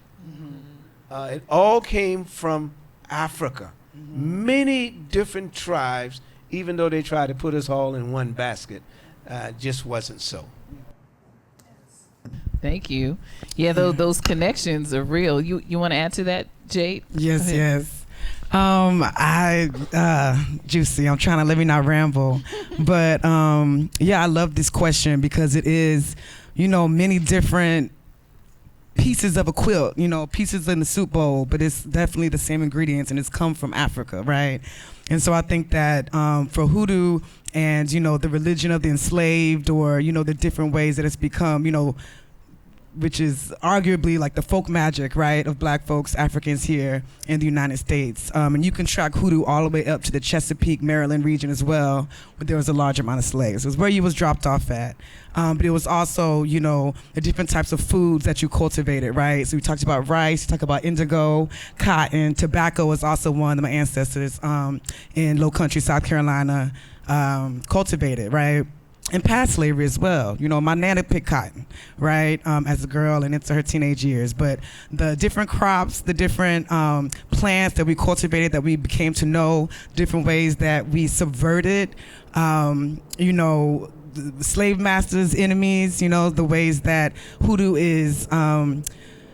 It's like doing tricks, right? You talked about survival earlier, and it's a religion, it's a magic, it's a practice of survival. And so you even talk about the difference of a root doctor who is using the roots, the herbs, the plants, the spirit within those things to heal the body, right? To understand the alignment of the spiritual body, the mental body, and the physical body. The root worker is someone who might lay some sulfur down to get somebody out, right? When you talk about come to be spells and hoodoo, that wasn't just for your crush, your lover. That was for the people, the families who were ripped apart in slavery, right? They had come to me, return to me spells, right?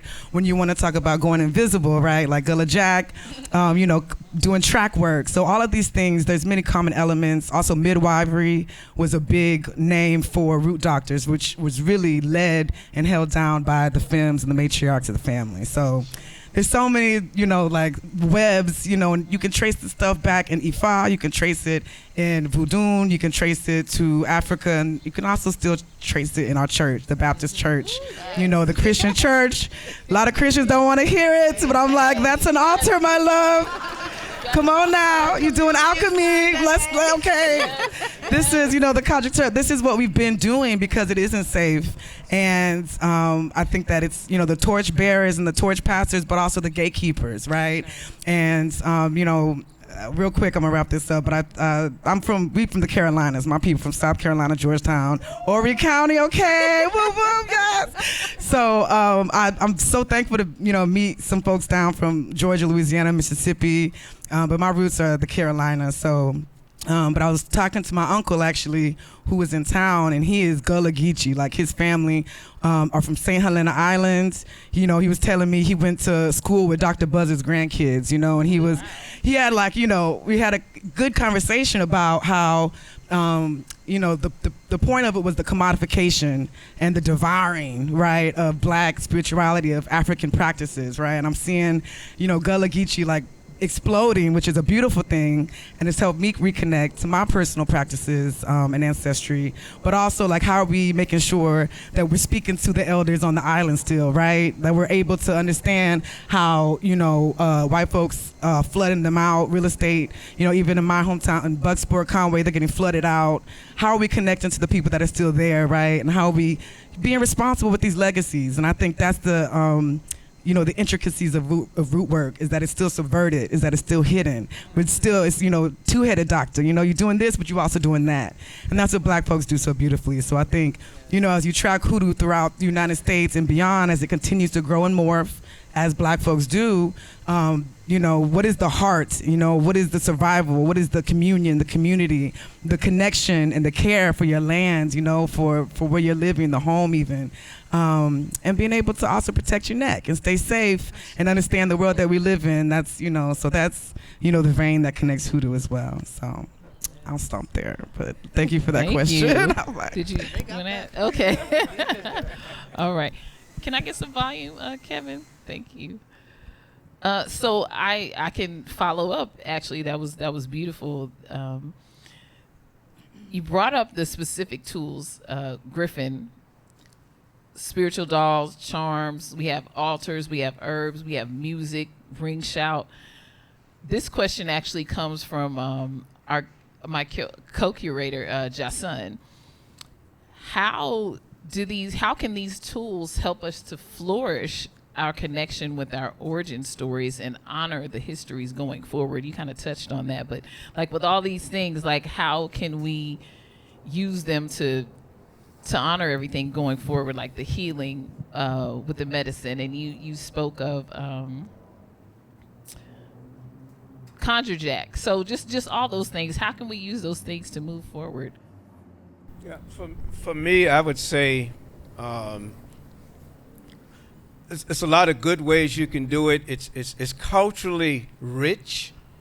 More so now, if you'd asked me the same question 50 years ago, and I wasn't an adult 50 years ago, we have skyrocketed, and we still hadn't gotten to where it needs to be. So I think culturally, wherein very few African Americans did not do tourism. Now, even myself, people would hire me because by the busload, to learn and to preserve their culture. They never knew anything about it, maybe couldn't afford to or didn't care. So I'm beginning to see that happen. And the cultural bearers, those of us keeping these things alive, and not to pick on other cultures, but other cultures have been very successful of keeping certain parts of their culture alive. And so we're going to have to be the ones to push. So I would say the tourism aspect of it, the cultural connections now. I just did a short movie. I thought I was going to get some money. I ain't got no money for it. But I volunteered. The context reached out to me. And it reached out so thick, I said, I'm going to volunteer. Because they are taking, where I'm from in Florida and different places, you can't do this type of class. It's banned, okay? You cannot do it. Well, they got a brand new name for it, but you all might know it, but they ban certain teachings like this. So they did a movie, and I was one of the main stars in it, and it was just to keep the culture alive. To fourth graders, So I had to work my brain to talk to a fourth grader, plus keep it real. And that's hard work. And I'm not a big movie star to know how to do all of that. I have to learn it as I go. So I said the history, the educational, the part that wasn't in the history books, I brought this with me, and I'll stop. I got this from my friends in Germany.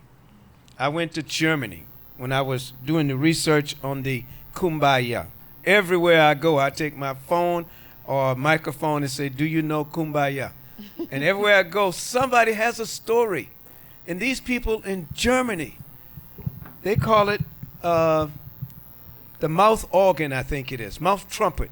They gave me this in Germany. I was in school. I wasn't taught the cultural history of Kumbaya. They were learning it in Germany. And it came from the Gullah Geechees. Jesus Christ, Muhammad, and everybody else, okay? All of them. And that fascinated me when I interviewed them, because they came to here to learn about the Gullah Geechees, 2007. So I went to Germany to get information from them concerning the Kumbaya. And they said, yeah, we learned it in school. I could not believe it. So I think that's how we have to be the bearers, to keep it more alive, like the young fella now want to be proud of it. Because they can do much more than I can now. I don't have that sophistication. I can't learn it. But the next generation can find things just like that. It'll take me 4 months to get something that a young person can get in 5 minutes. And I'm telling you what I know. Okay? Thank you. Thank you. You want to add, Shamini? Yeah. For me, at this point, what I understand is the lack of relatability. People, we are seeing things and we can't relate to it. So it's of no value to us. I could tell somebody, you just walked past a rosemary bush, and it would matter not to them. It's just a bush. Please make sure that it don't fall on my grass, you know? But what I realized was the best thing that we can do is show people how it relates to them. If you can make that connection, then it holds some weight. It validates something, and then they keep it going. In my life journey so far, with me learning, for example, different herbs, like you got a family member and, oh, auntie's sick. I'm like, okay, well, tell her to get such and such and such. I'm like, she just gonna get the cough syrup. I'm like, just tell her anyway. Let me just drop it. Well, what I realized in that was that doesn't really matter if auntie doesn't understand her body, if she doesn't know how her body works. So if I can teach auntie that, yeah, you can't breathe because there's a lot of mucus around your lungs and it's building up, and you need your lungs to breathe, right? Right. So this thing over here will suppress it. This thing over here will heal it. I had to start doing that. And that's what got people to hear me instead of just see. It was that part. Also being able to just walk it like I talk it. That's the biggest one. You know, black people, we need to see it. I don't care what you said, I need to see it, you know. So as much as I can, walk it like I talk it is the greatest piece, because I've even realized that sometimes people don't have the ear to hear yet. But if they just see me, if I am walking my path, if I am in alignment with my destiny, and I show up and I'm comfortable and I can have a conversation, just, you know, shooting it, whatever's coming up, but then sprinkle a little bit when I see that Spirit has opened the way, then that's how you do it. I've had more people call me because of just random conversations that I've had with them about, they've called me about those things more than people who I was like, oh my God, let me try to help them. They're sick, or they need this, or, ooh, baby, I don't know where you picked up that thing that's on your back that you don't know is there, but let me help you. it's the living the everyday. It's the everyday. And once people see, like I said, Black people got to see it. So they see me living it. They see me taking a deep breath so I don't blow my top. You know, they see me, you know, walk by, grab a herb because I got a headache, you know, grind it in my hand, smell it real quick. What you doing? Oh, nothing. You want to smell it though? You know. Curiosity. Allow it to be a natural curiosity, and it stays, and then it moves forward. Thank you. Can I answer as well to your time? Oh, sure. Yeah, go ahead. Because I just want to follow up with that. Okay. And then what you said, I just want to add to that around the greatest gift I think is like reconnecting to our dead, to our ancestors. That's been, I think, you know, even if it's like, you know, we can use, you know, all the curios and the crafts. You know, you can go on Instagram, you see all these candles, just a beautiful setup. But I think that at the heart of it, reconnecting to who our ancestors, who were these people that I have their wisdom and DNA in my bones, their practices, their trauma, right, their triumphs. What was my great granny's, you know, favorite thing to drink? You know, like what was my great uncle doing at night when they keep talking about, you know, people used to come around and, you know, like he was root doctoring. What is, you know, so connecting.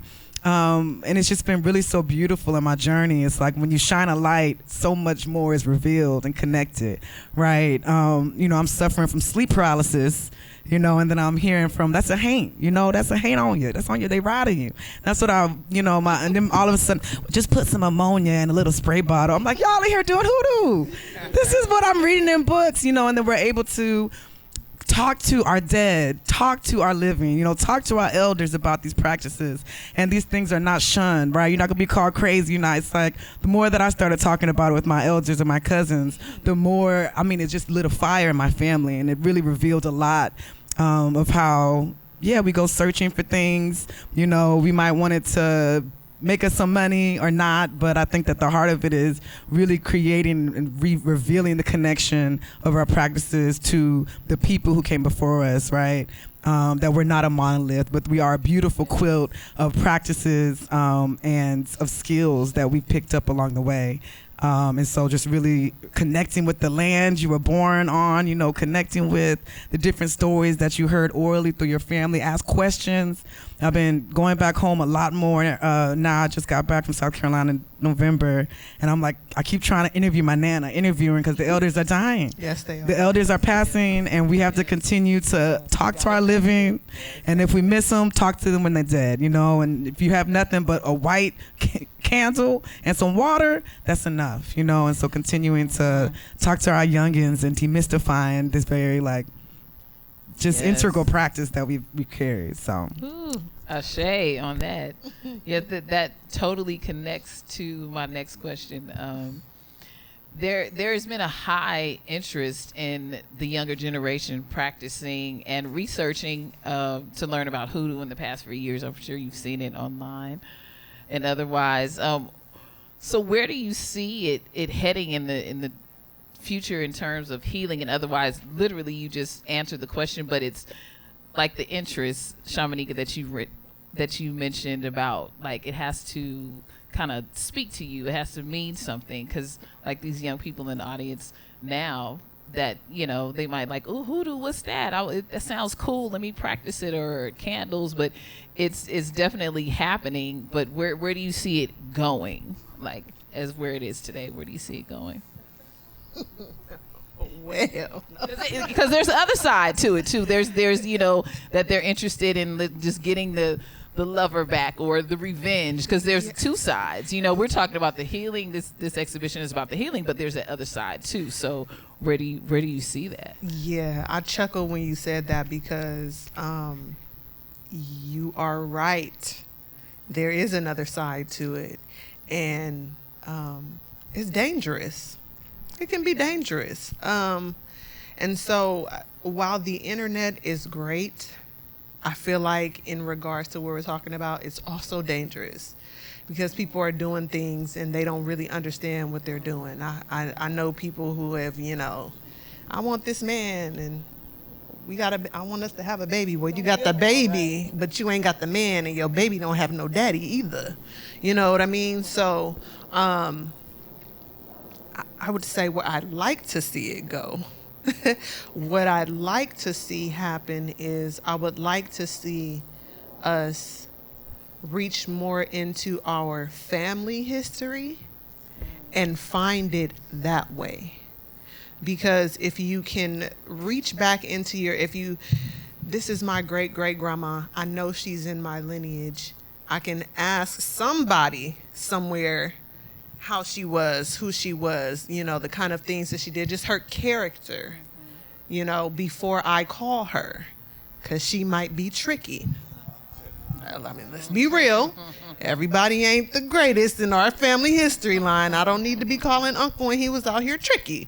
So I would like to see people start with their family.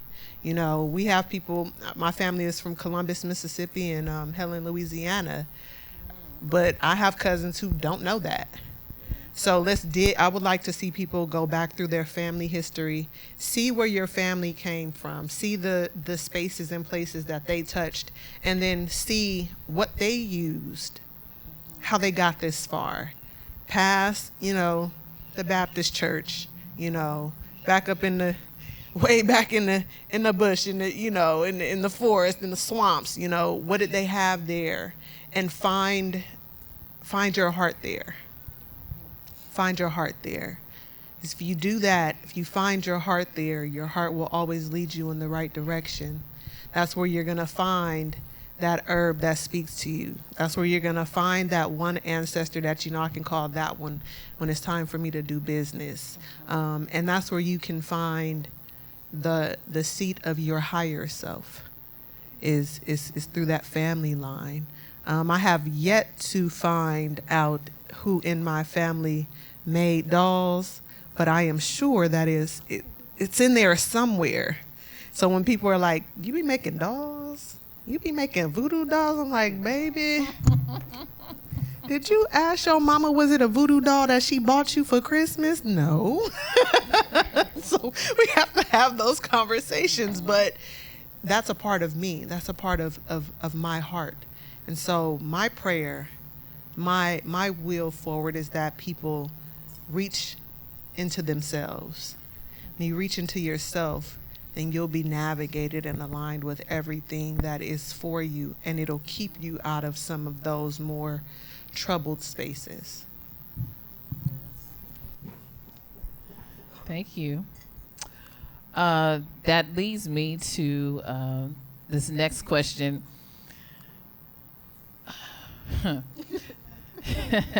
With the demonization of any type of interconnected African spiritual practices due to propaganda, and I'm quoting Frantz Fanon here when I say the internalized colonization that some Black Americans may be feeling, in what ways can Black Americans lean to move towards a more open-minded and acceptance of their roots because of what we see? We kind of touched on it, but it is internalized, colonization that we feel. So to move forward from that, how, with all that convoluted propaganda that is still here, I'll say, Griffin, the movie that the Ring Shouters are in currently, right? It's coming out called the Geechee Witch. Yeah, I saw that and I said, wait, when is this movie coming? I called the Geechee Witch, but I looked and I saw that the genre for this movie said horror. Yeah. I was like, how is this a horror movie? Again, Hollywood, demonization, all this. So how do we move from that? Well, I'll tackle that one because she let it leaked out. It's I online. had something to do with it. It's online. Well, yeah, let's talk about those are those conversations. It's time to that go. need Time happen. to go. I'll address that. For me, I know it's a slippery slope. I was supposed to be the main character in that. They called the commission. I serve on the commission, the vice chair of the whole United States, and they know I'm the Mikey, because this is what I do, and I don't mind doing it. And they cut me from that. I wanted that slot too. I had the script and all, but they cut it from me and gave it to. I tell people I felt good about it because it was a very famous Hollywood actor guy that did other famous stuff. I said, well, I don't feel quite as bad. They got somebody really a real good actor. And I say that to say this about what she's saying there. That was the genre that they place it under, but it's moving the needle forward. It's nowhere near the same, but I was so grateful of the movie Roots and what Philip Noyce did, because he could do what he wanted. He can hire, but they wanted to make this real, because this weird, phenomenal, counterclockwise, weird beat. What is that?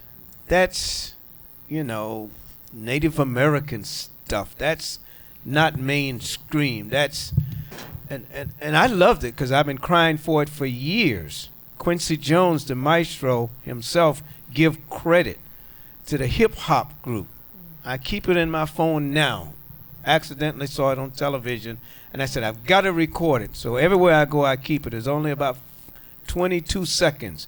When he asked those guys making millions, where do you think the music of the African Americans came from? And the young guy said the Bronx and stuff like that, hip hop. He said, and he used a cuss word, and he said, no, it was them African ring shouters. And I was like, hallelujah. Somebody of great status. They're not going to listen to me. Nobody knows me. But he gives credit to it. And I'm hoping, as Philip Noyce did, everybody brings it in. They wanted to give the Gullah Geechee culture, to get the viewers, that's what you call Hollywood, to get the viewers to watch it, you do have to dramatize it. I love what we did in the movie Roots.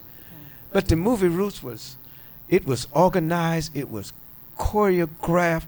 We had professional dancers. There wasn't no professional dancers in them praise houses. When the spirit hit them, they just dance. And that's what I teach also. I'm teaching you all the art form. And it is an art form. But the real shout comes from the spirit and is not controlled. Okay? And what they're doing with this movie production, I hope we can get some more. That's what they're doing. I wanted to be part of it because you're opening some doors now where people are going to say, root worker? Geechee witch? What's a Geechee?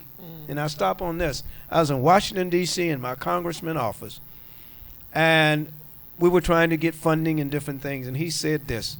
I knew him very well. We're about the same age. He gets me into anything I want to get into Washington, D.C. He can make it happen. I can't do it on my own, but he's connected. He can get me in, and I do go in. But the point was, he set me down in his office, and he asked this young person, Buckras is a white person, okay? Young girl in college, unprompt. He said, Griffin, okay, Sally, blah, blah, blah, blah, blah, tell me what you know about Gullah and Geechee. And she did her level best to Hollywood. She was pausing, trying to, I heard of it, and yes, I do know this, but you can see her searching because she's trying to impress him. And you know what he did? He knew what he was doing to me. Me in my position, vice chairman of the whole United States. He looked at me, just like I'm looking at her. He said, Griffin, you see what I'm talking about, don't you? I said, I got you. What he meant was, people don't know about this culture. They don't know, they don't care. You all going to have to figure a way to get it to the mainstream. That's why I'm here in California. That's why this genre, what they're doing, I didn't want that. But I also know millions of people are going to learn about Gullah, and they're certainly going to learn about the conjurer and stuff that we don't even want to talk about. The reason why we don't, because then you are uncouth. I am the CEO of my own nonprofit. Like when Little Richie stepped on my foot years ago, he was speaking. He said, I've made millions and I never was a millionaire. I've made millions. My money went back for humanity. That's what I've done. I've raised millions of dollars in housing, after school programs, all of those things. I'm getting old now. I'm trying to raise it for myself, though. But what I mean by the serious side of this is that getting to those next levels, and then people looking at me, man, he a root worker. I don't give a damn what people think about what I'm trying to keep my culture alive. I had to grow beyond that. Remember when I said I was ashamed of my own culture? I really was, because you were thought of being unlearned, old country bumpkin, and I didn't want to be labeled that way. Now, accept me who I am. Love me or hate me. I said it long, but I think we need to get more people involved to learn what we are doing. It's not enough of us. Keep doing it. Keep doing it. Still get your six-figures job, still live in your fancy home, still do whatever you want to do. You don't have to change yourself. And don't worry about them blaming you for doing that hoodoo stuff like what I did. Okay? Thank you. And the question, too, is around, like, the demonization and how, okay. Yes. And I think, for me, it's also realizing that, you know, hoodoo, this culture is political.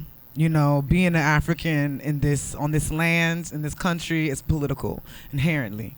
I think that it is, all things that are aligned with, you know, as close as we can get to our African ancestry, right, to a Pan-Africanism, to a political conscious thought, right, is demonized. It's been demonized by settler colonists and imperialists, whatever you want to call them, as oppressors change shape, face, and sometimes even race. We've always had to subvert the dominant narratives of who we were and what we were doing.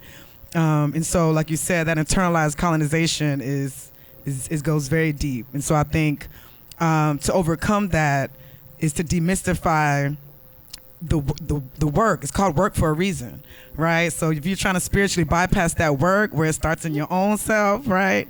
Where it's like, why do I do that? Why did I, not to cause a huge fight over here, but why did I just beat my child with a belt for 10 minutes straight? Like, is there another way? Why do I grab for that bottle? Like, what is working, for me and for also the people that I'm bringing with me, right? We have post-traumatic slave disorder, post-traumatic stress disorder. We're still living in an open-air plantation that is the United States. If you're privileged enough to not be in a prison or a cage or a detention center or some disappeared hole in this country, is that hoodoo is political, right? And so I think I'm for it. I'm actually, because I was like, yes, Gullah Geechee, everybody, like, you. Now I'm like, okay, everybody claiming Geechee. Everybody ain't Geechee. Everybody ain't Geechee, which is fine because we have so many, right? And also, like, be proud to say I'm African, right? Which is also, I think, something where we keep, I'm this, I'm Indian, I got this in me, this. But we also should be proud to say that we're African, right? With all of the other ethnicities and races now and, that are in our blood. As displaced people. And so I think that to continue to do the work so that you can discern what's bull from what's real, make sure you're able to separate the wheat from the chaff, protect yourself, right? What we've been doing, which is so beautiful about hoodoo, is that, Sankofa is like bringing the old to the new, right? And it's like, what can I learn from all of these different practices and lessons that we're able to receive, right? In spirit and also in our everyday. And so, I would love to say, let's get more political with hoodoo, yes, I'm here for the six figures and the big house, but let's, like, what does it look like for people to be free? You know, what does it look like to know what's happening in the diaspora, right? To be able to extend outside of these borders, and also to consider the source. Who's your source for your own ancestry? You know, do you got to go to HBO to learn? Which I watch the shows now. I'm gonna watch the Geechee Witch for sure. I love horror, but like what? Consider the source. Like, where are we getting our information from? Like, I love the Instagram, but let's go to I still have yet to go to Horry County. I'm trying to go to that library and get those paper archives. Because I done gone as far as I can, really. I got the last little bit, Pawleys Island Charity, which is a family name, Slave Girl, 7. That's the farthest I've gone. And so it's like, how do I continue to seek and ask Spirit to reveal to me, you know, things that I may not be able to find, you know, so we can go all there. But I believe that there's always going to be so many different powers at play. And it's gotten, I think, so much more convoluted, this huge web where it's like everything we do is now so overexposed, right? And it's like, how could we, okay, now you're going to have Target going, Geechee, like $7.99, like Geechee shirts, you know, like, so it's like, where's the line, right? And like, where, you know, where do we, or like, no, this is freedom work. Yes. This is liberation work. We're freeing our minds. We're freeing our bloodlines, right? And we're going to free each other globally. We are diasporic. We are everywhere and in between. Asia, every corner of this earth, you're going to find a black person. You're going to find an African, right? Yes. And so continuing to care for each other, to care for this land, continuing to, you know, align with the highest vibration that we're able to on this earth, you know, and to give a damn about one another, you know, and those that are stuck in these oppressive systems that are even more so victims of the legacy of the United States, this imperial United States, you know. So I'm of the kind to let's continue in the spirit of Haiti to use and utilize our spiritual practices to free ourselves, in which they call down, you know, the Loa, they call down spirits, you know, for the Haitian Revolution. And so I think to continue to politicize your practice and, you know, take it home, you know, take it to your heart, to your spirit, to your altars, and, you know, just start from there. And I think that'll be able to demystify it enough, you know. Yes, thank you. Go ahead, Shamini. Because I have a perfect follow-up. Catching the spirit up here. This whole conversation here. Go ahead. So for me, the European mind is alive and well in black people. But it's something that your average person walking down the street, it's not even a thought. To them, what they are thinking, what they are experiencing is what they chose. And so being born and raised in South Central Los Angeles and in Compton, when I look back at my community, that's why I do grief work, because I realize I see what's happening. I cannot get somebody I see walking around in my neighborhood to embrace anything African if they cannot first embrace themselves and the things that they already have that they're holding. People are walking around broken, torn, distraught, traumatized, and they don't even realize it. So in the idea that we are still all in one way, shape, form, or fashion reprogramming ourselves mentally, I ask myself that question. I'm like, how do you get black people to not think that when they see this doll, it's evil? Or when they see me pour libations, that I'm not doing something that's out of pocket? And my resolution for that was, one thing I know about a good majority of black people in America is the church house is up and through their family. I don't know if it's Jesus, you know, or if they roll in Allah, whatever it is, there's some religious pieces that have been embedded in our families. And even if you don't go to church every day, every Sunday, your mom, your grandma, somebody you know, somebody in your family's praying for you, somebody in your family is going to church, they taking the kids, they're getting the kids in the community. So what I did was I said, let me show people in their daily lives how African they actually are. I didn't want to, I've been to Senegal, I've been to Ghana, you know, like I've seen things. I could tell them about that, but that wouldn't mean anything to them. It's just a story that I told them.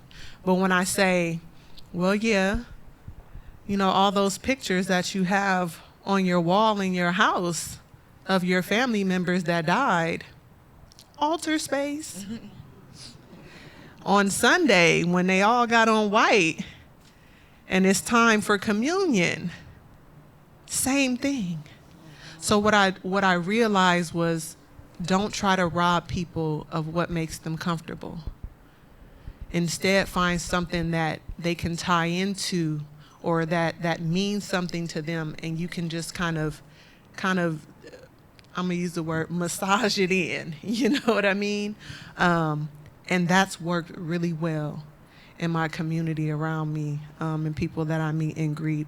I've met people who are like, look, I don't do the Jesus thing. They're so far on the other side, like, I don't do Jesus, that ain't it. And I'm like, listen, baby, for generations before you, somebody in your family was calling on Jesus in a prayer closet. So your family got some bank over there with Jesus. You need to be calling on him.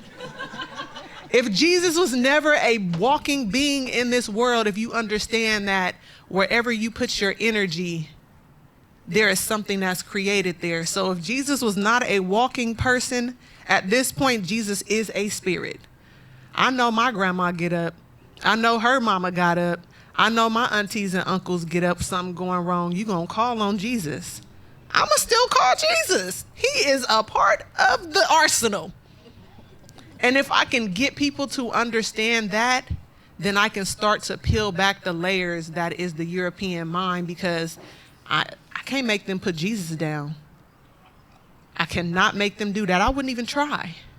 My only thing is to help them understand that that whole structure that you experience when you walk into the church, the mosque, the temple, is still a piece of African history. It's still a piece of African culture. It's just painted a little bit different. Once I can get them to feel good about that, we golden. We good now. Because now I didn't have to try to convince them that honoring their loved ones is a great thing. You honor Jesus every day and you ain't really know him. But you know Auntie Sue, and you know Auntie Sue used to always take care of the kids. So when it's a kid out here in your family acting crazy, call Auntie Sue. I'm going to use whatever avenue they already have in their life, and then I'm going to slowly inch it. I don't even have to tell them, I am tearing up your European mind. I don't have to tell them that. I just have to give them something that they can relate to, that feels good for them, that they can embrace, and then move forward with. When my family members walk in my house, they see my ancestral altar. My dad told me, baby, I don't know what you doing out here in the world, but as long as you ain't killing nobody, daddy is good with that. I said, oh, I'm good then. But I know that he feels that way because my father still sees me pray. And he knows that I still know the Most High. So and he knows my heart. He knows his daughter's heart. That's why I said I want people to find their heart. Find what's most authentic to you. Because once you flow in that space, I don't have to tell you that your head wrap is a part of our culture. You could have wrapped your hair today because you ain't combed it for the last week. But somewhere in your family, baby, that was culture all day. I don't have to just point it out and bang you over the head with this is African, this is African. I'm gonna bang it over your head that this is the life you live every day.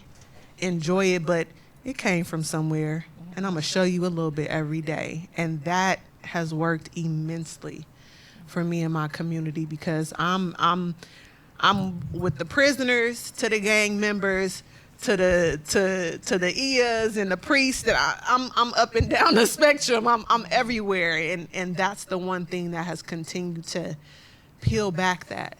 Yeah, people hear conjure, they hear witch, they hear root doctor, they hear, it's scary.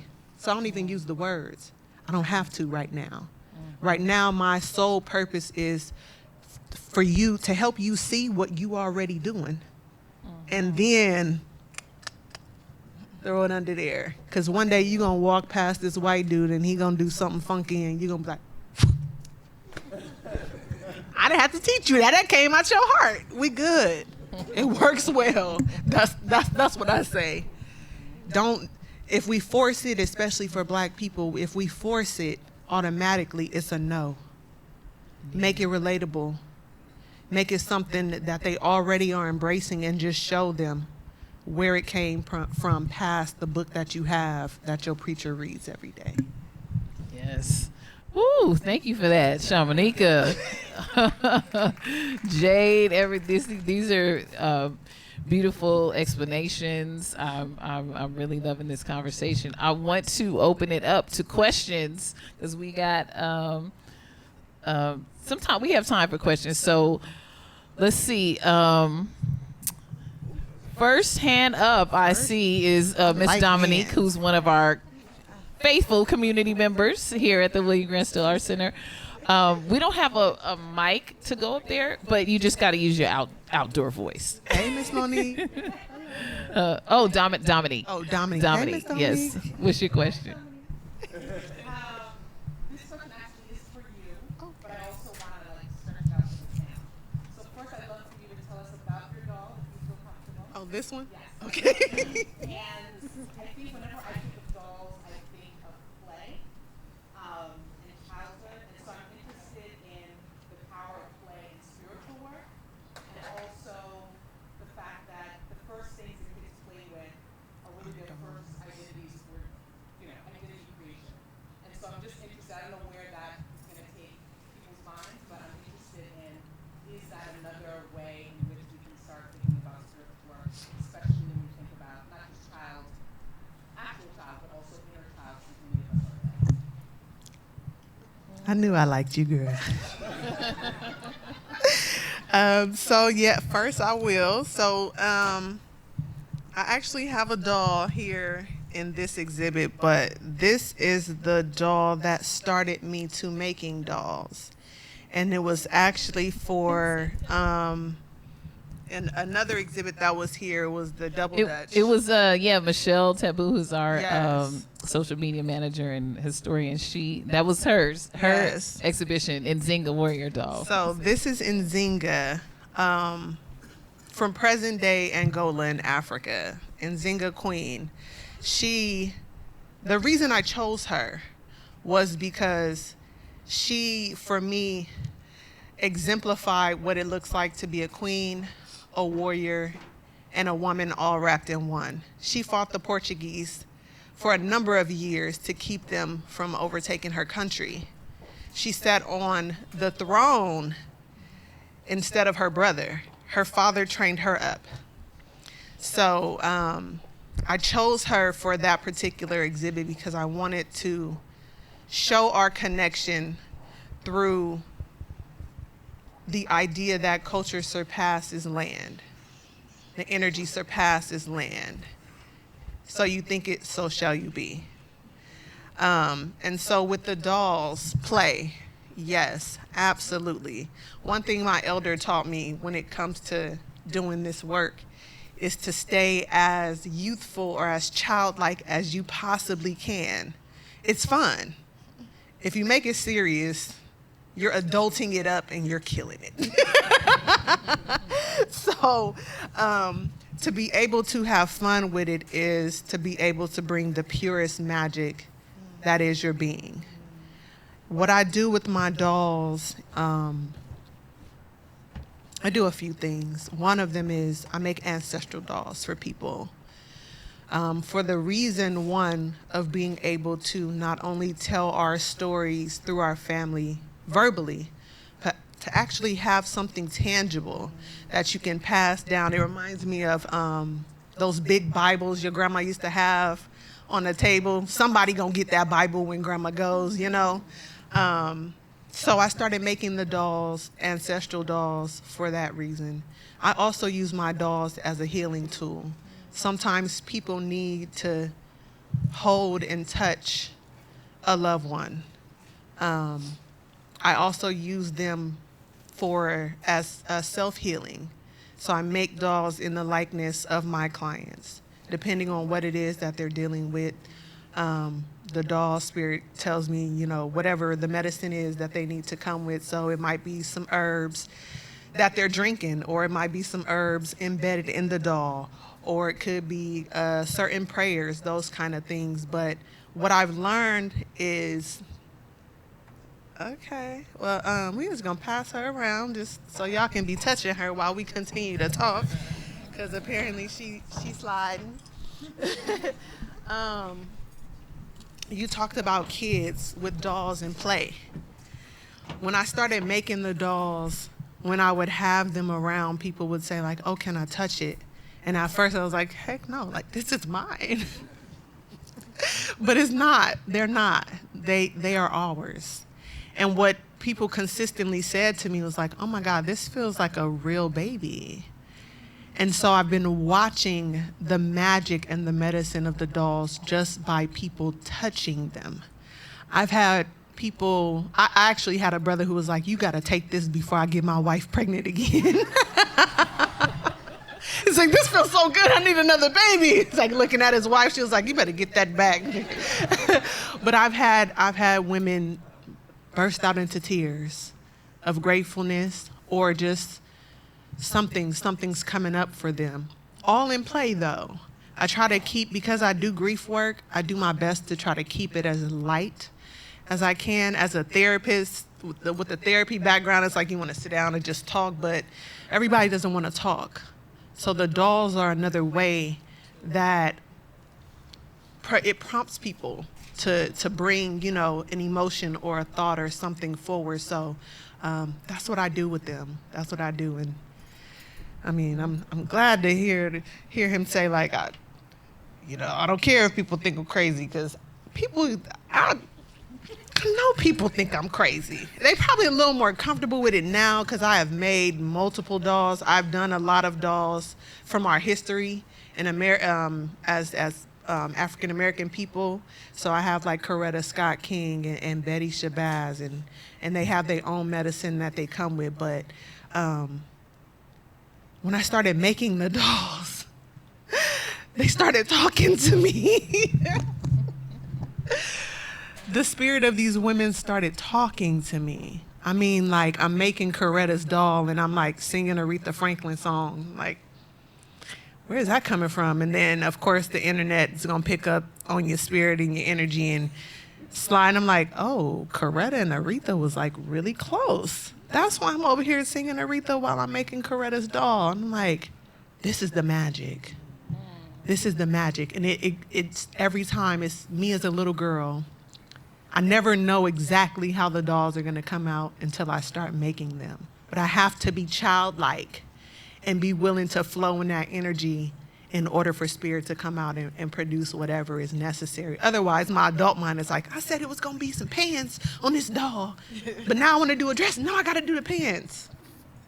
As much as you can make it fun for you, the more you will embody it, and then it happens for you naturally. So my dolls teach me all the time. I'll be talking to them, and people be looking at me like I'm crazy, and I'll just be telling them, you should say hi. They saying hi to you.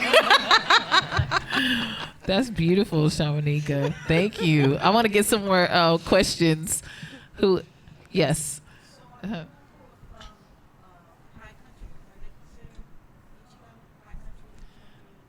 Her question is are people... Okay. Yeah. And this is what I bring to the table. And the person I learned from the most took 20 years of his life, Lorenzo Dow Turner, the godfather of the African American linguistics. I always put him at the table. I keep a note in my wallet.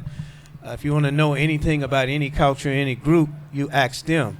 My claim to fame from Georgia First Historical Song, Library of Congress, and Congress recognizing the Kumbaya, and finally gave it in its rightful place to the Gullah Geechee. Is I did the hard research for years, and said all that to lead up to where you are. It's people say Geechees are from Georgia and Gullahs are from South Carolina. There's no truth in it. history has proven this. I've dug into the history long before any of us were birthed. It's even called, very few people even know it's there. The Gullah Nation was mentioned in news articles from Georgia. You got, and I say this to say this, Gullah Geechees were birthed in those areas. And keep in mind, back in the day, sometime when they got off the ship and they were sold, they halfway around the country. So we have to move away from the fact that, well, they're down there and it's impossible for any of them to move anywhere. Your children or grandchildren and great-grand, they are everywhere, but they stem from that home place. Our worth ethics, I got a friend of mine, solid Geechee as much as I am. And they said, well, I know they work with the FBI, and I know they moved to Washington, D.C., now they're working for the FBI in Virginia. And I said, well, how long you been working for the FBI? This was 50 years ago. They said, I'm still working there. They're Geechee. They're nowhere close to living in the low country. I lived in D.C. for 12 years trying to hide my own culture. So it's yes, they are. They're everywhere now because of modern technology. You can move, military, jobs, and you don't change from being an African American or a Geechee because you live in China now. You're still Geechee. It's just that the bulk of the people still live down here. So I want to clear the myth of people saying one is from one state, others from the other. They're spread out, and now they're all over the world. But there's just more concentrated in the deep south. That's most people retire, they move back. Okay, that's for whatever reason they come back. My brother and his wife, they lived in Washington, D.C., did well. I tell them I ain't mad at them. They got an elevator in their house. I got a rope I can throw out the window. But they're Geechees, but they left and they came back. Okay? There's a hand out there. Yes. Go ahead.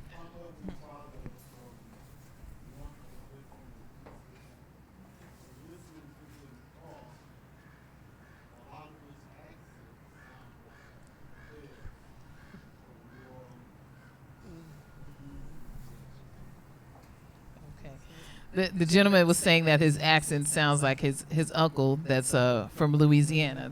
Similar.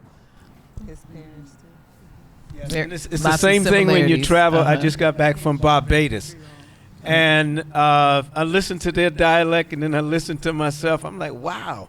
But we came from Africa, dropped off in the Caribbean, and then we came over here, so it's all tied together. So you're right. It's connections. Okay, you and then your next, Ananda. Go ahead. Okay. Oh, in the back. In the back, Monica. Yeah, go ahead. She's got that crab claw in her mouth. Oh, okay. So it'll be you, Ananda, and then you, lady. It's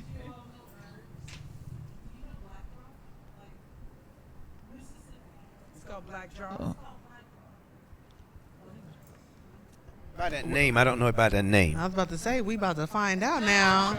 Black draw or okay. Yeah, it's like, Lot of so wax. they would go out and get some roots, and it was supposed to like draw everything out. Draw, black draw. It's probably a mix. Everything out.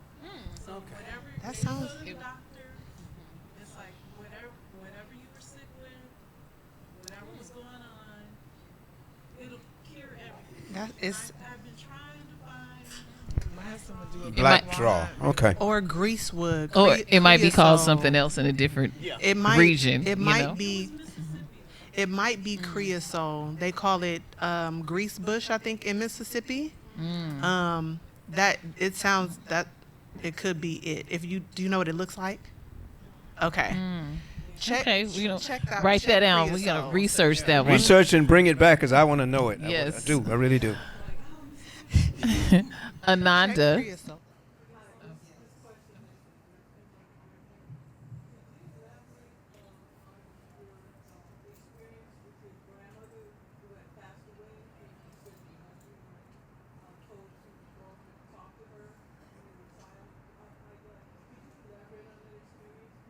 Yeah, I'll shorten it up. And that's the missing piece too, and I feel bad about it. And I'll tie in on what you were saying about getting that history. We have to do it. Even in my years of doing the books, there's 3 versions. This one was the last one I did. This one is the first one, and the one in the middle, I found a publisher in Africa because I wanted to tie it in. So you have to get those history. And a lot of those older people I talked to, they're gone now. That history's gone.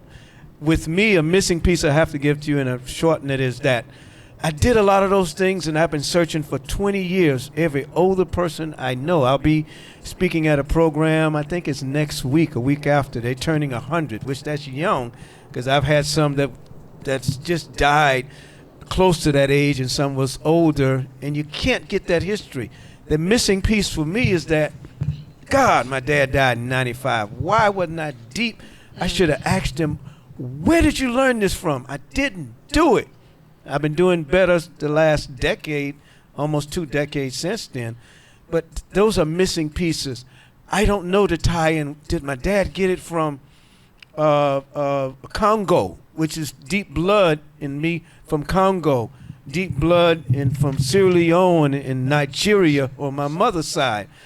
And that's my problem. It's missing, and I'm an expert at this. People call on me.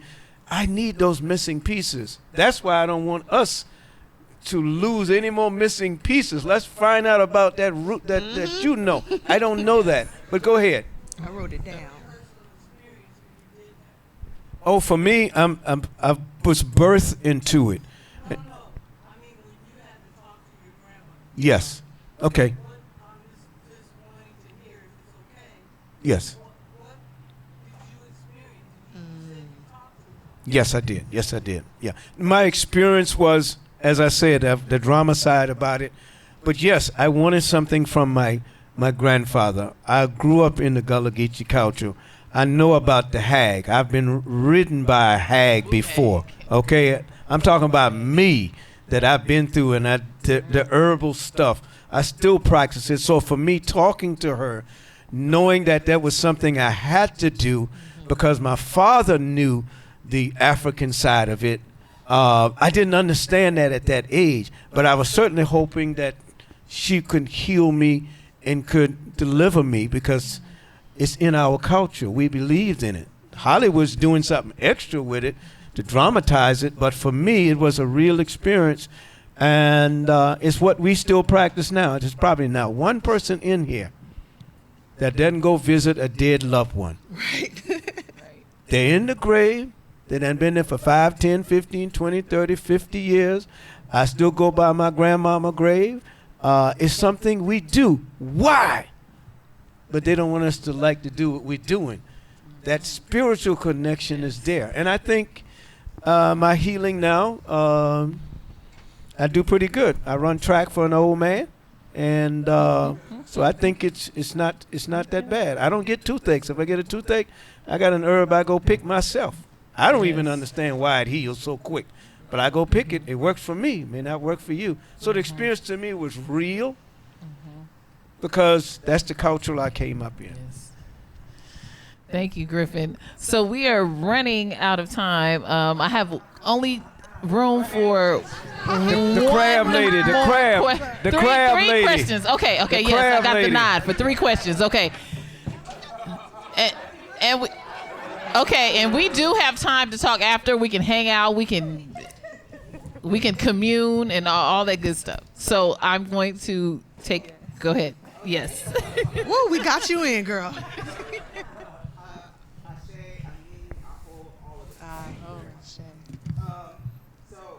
let me practice by saying, this whole time I asked questions. I have narrowed them down to 3. Okay. Fairly practical. The first is, please, and you actually touched on it a little bit, but what is the difference between root doctor and root worker? And the second question, and yes, I am a producer, where can we find your next events, talks, etc.? Okay, yes, I love the process of elimination. Right. I need to learn something. Yes. I'm like, I have 17 questions. Can we get it in? For the first in my studies, and I think to simplify the difference between root doctor and root worker was that a root doctor took really the role of doctor in the community. And so if you're looking at health ailments, which in most indigenous, African religions and spiritualities, the sickness of the spirit is tied to the sickness of the body, right? So it's really inextricable, the different symptoms you might be seeing with your lungs, with your body, with your throat can be issues that you're having in the spiritual realm. So, but the root doctor usually gave you rituals like, to help with both, right? But the root doctor is also, like I said, a lot of midwives. They caught babies, that they were able to put the uterus and the organs back by binding the waist, and having certain herbs and teas and foods that you'd have after birth, to get lactation, just a plethora of like wellness. For every sickness, there's an herb, there's a root, there's a plant that can help aid it. And so for the root doctor, that was their specialty. You go to the root doctor when your tooth was aching. You go to the root doctor when you got bit by a snake. When you got some bronchitis that won't clear, you go to the root doctor. The root worker is somebody who can set up some roots when the hag is riding you all night. When you feel like you just having a lot of bad luck, right? The root worker is someone that if you need someone off your property, if you need someone out of your life, they'll be able to here, put some of this here. Whenever you see them on their car, under their door, sprinkle some of this here, and then say these proverbs when you get home and walk back. So the root worker was more so that doing the spiritual work of the community and doing the tricks, right, and helping folks with the spiritual side of that health and wellness. And usually, I can say it in 10 seconds, she's perfect, dead on. Usually in the Gullah Geechee communities, it's usually the same person in the same. The midwives are different a bit. And then, of course, with the herbal medicines from the root doctor, it's easy. Because now they tell her what herb to use for the toothache. She's going to tell me. But that root worker, you're not going to get them secrets.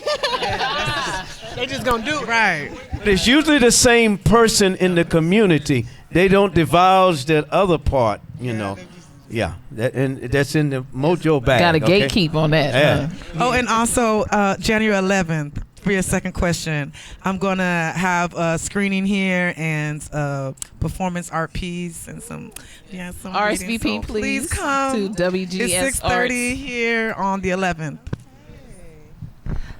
For me, I am in the process of putting together some workshops in the LA area.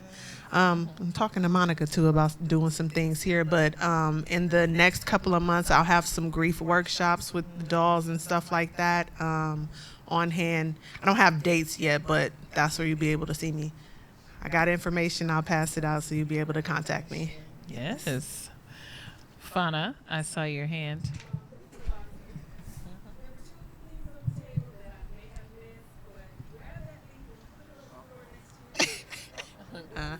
Catch him, girl, catch him. Quick, because I know we're running out of time. And I think your wife left because I was going to help her, so you can tell her what to do. Okay, no, this one is quick. This is what you call a mullein. This is a mullein leaf. It grows very tall. It grows very tall. I'm going to, and I'm glad I didn't even know, but I see all the beautiful flowers. I want to donate this. I brought this. Going through security, I almost went to jail for this one. I am not joking, okay? Then I wouldn't even be here. And but boy, they scanned me down, and it was terrible. But I made it through. And the bottom line, this is some mullein. It's kind of velvety. If you have a breathing type of problem, coronavirus, you can lay this on the chest. That's the root doctor. Now, by me telling you this, you become, without knowing it, a root doctor, because your family get healed and you tell someone else. As we said up here, the root worker, you ain't getting all those secrets, okay? Now, the closing with this, for those of you that have your significant other, I helped him, so he's going to have a bunch of moss at home now. Shay. But if you had the mullein, As this mullein grow, if you want to find out if your significant other is being truthful or not in your home, running, slipping, and tipping and stuff of that nature, you let it grow.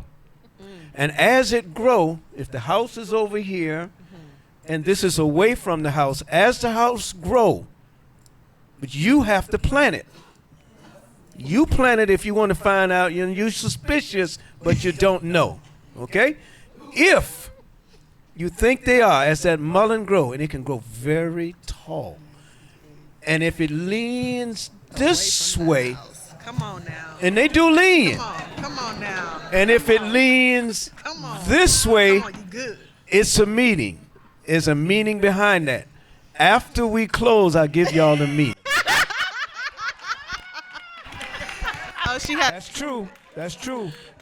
Also good protection work. You can also put it, if you're having bad dreams, under your pillow, you can put it with some lavender and some different types of herbs. But it can also be very protective and nourishing to your spirit. She said it was two things on the table. She said the leaf.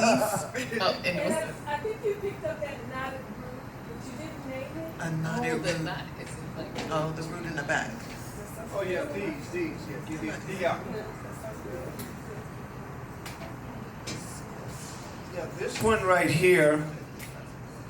Yeah, this one. It could have been. This is a very large one too. I'm trying to remember where did I get this root here from.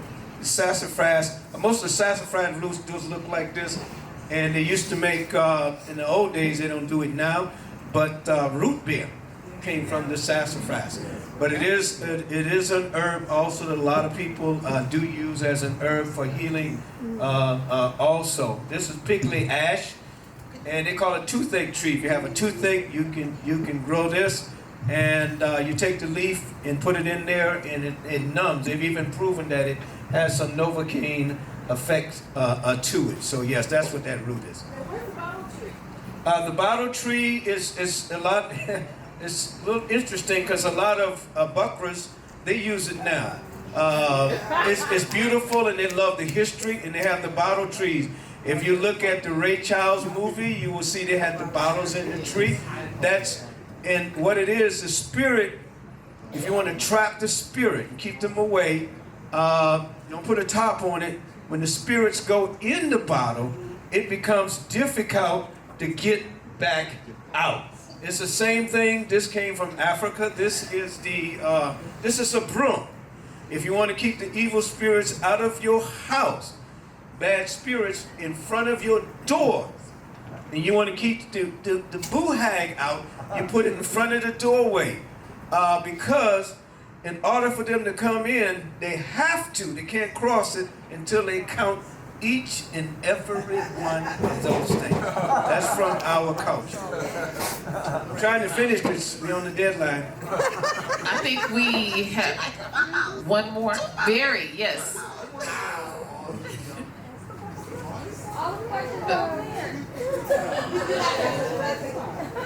Rice is okay. Rice is indigo native to what now? Yeah, the rice came into here.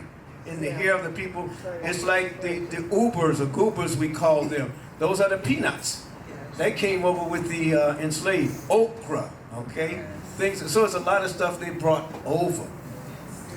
And I know about that too is that this was a very strategic marketing too. Like they knew, okay, they have similar, who was that we were just listening to saying that when they went over to the West Coast, it looks very similar to some of those Gullah Geechee islands, some of those sea islands.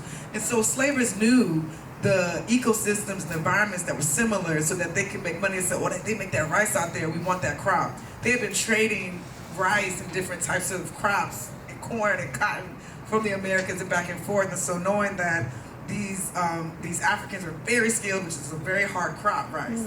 And so is tobacco, a really difficult crop. And so they knew to bring those folks over here to make them some money with that same crop.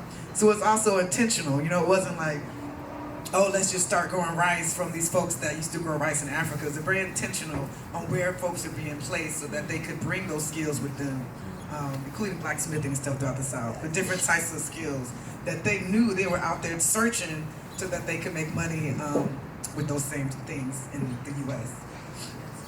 We have one more question. Yes, Nancy, you've ma'am. been so patient. Yes, ma'am. Thank you so Yes. much. You look like one of my cousins too, girl. Okay. When you think about your grandma, oh, they young. What that mean? They young. Oh, yes. Okay. So when you talk about your father wanted you to talk to your grandma, we did the same thing. That was we would talk to them so that they would heal anything that wasn't right. Now the other thing I want to know, because nobody can tell me this, these two been crossed over. When we bury, you cross the babies over the grave. How come we don't do that? We don't know. Even we just buried my sister. And I was like, nobody gonna cross the baby across the bridge? Nobody gonna cross the baby? No. They like, nobody do that no more because it's old fashioned. I still like doing that. They both went across the grave. And it's supposed to be that they take away any bad or any evil or any sickness that might happen with the babies. I'll take 10 seconds on that, and they can handle that one. It's a new one for And my that's life. what this group up here, thanks to Monica for doing this, having us here. We're the cultural keepers. You have to be a cultural keeper because it is uncouth. You don't do those types of things. Remember what I told you when I was young? Boy, you're too Geechee. And they were teaching me, you got to change. Don't do that. You're not going to make it in life. I guarantee you I'm doing a whole lot better than a whole lot of other folks. I had a lawyer friend of mine, Gullah Geechee. I fussed at him myself. I gave him a case. And he went and said, he went Geechee with the judge. I'm like, don't talk that way. Even in my own self, I said, man, talk plain English. And he said, I won't give nothing.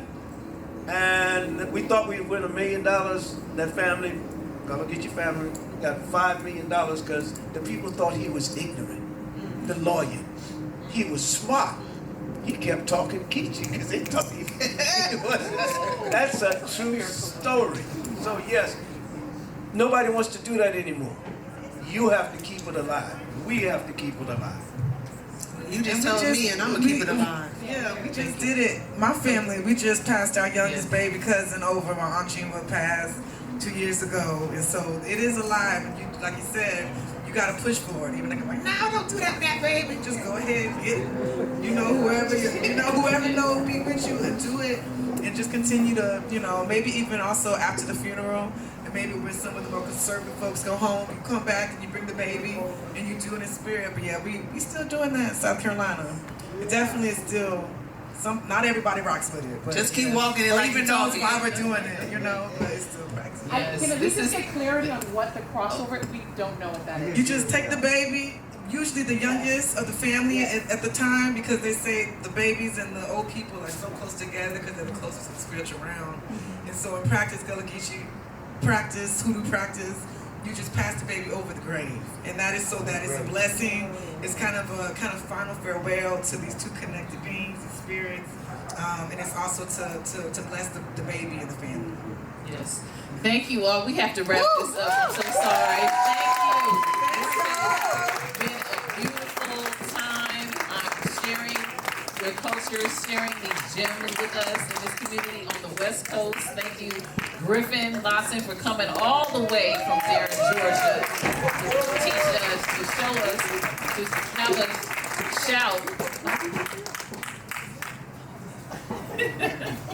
And you don't have to leave. We would love for you to walk through the exhibition with all the information and all the history that is shared. You'll maybe walk through with a different eyes and different spirit and different energy. But please, if you have enjoyed our programs, our exhibitions, please, if you find it in your heart to donate, there's a donation box up front with Miss Betty, who's one of our sacred elders. Please share that with us, because everything you see here is because of the community. Like, we literally are here, like Ami says, we are paid by the city of Los Angeles, but the thriving, all that is from the community. That is all from you. So we appreciate everything that you do, your presence here, and I'm so grateful to be in this space to carry on the torch, as I will continue, we need this. This is healing. I hope that you found healing in this space today, and yes, thank you so much. Thank you, Monica.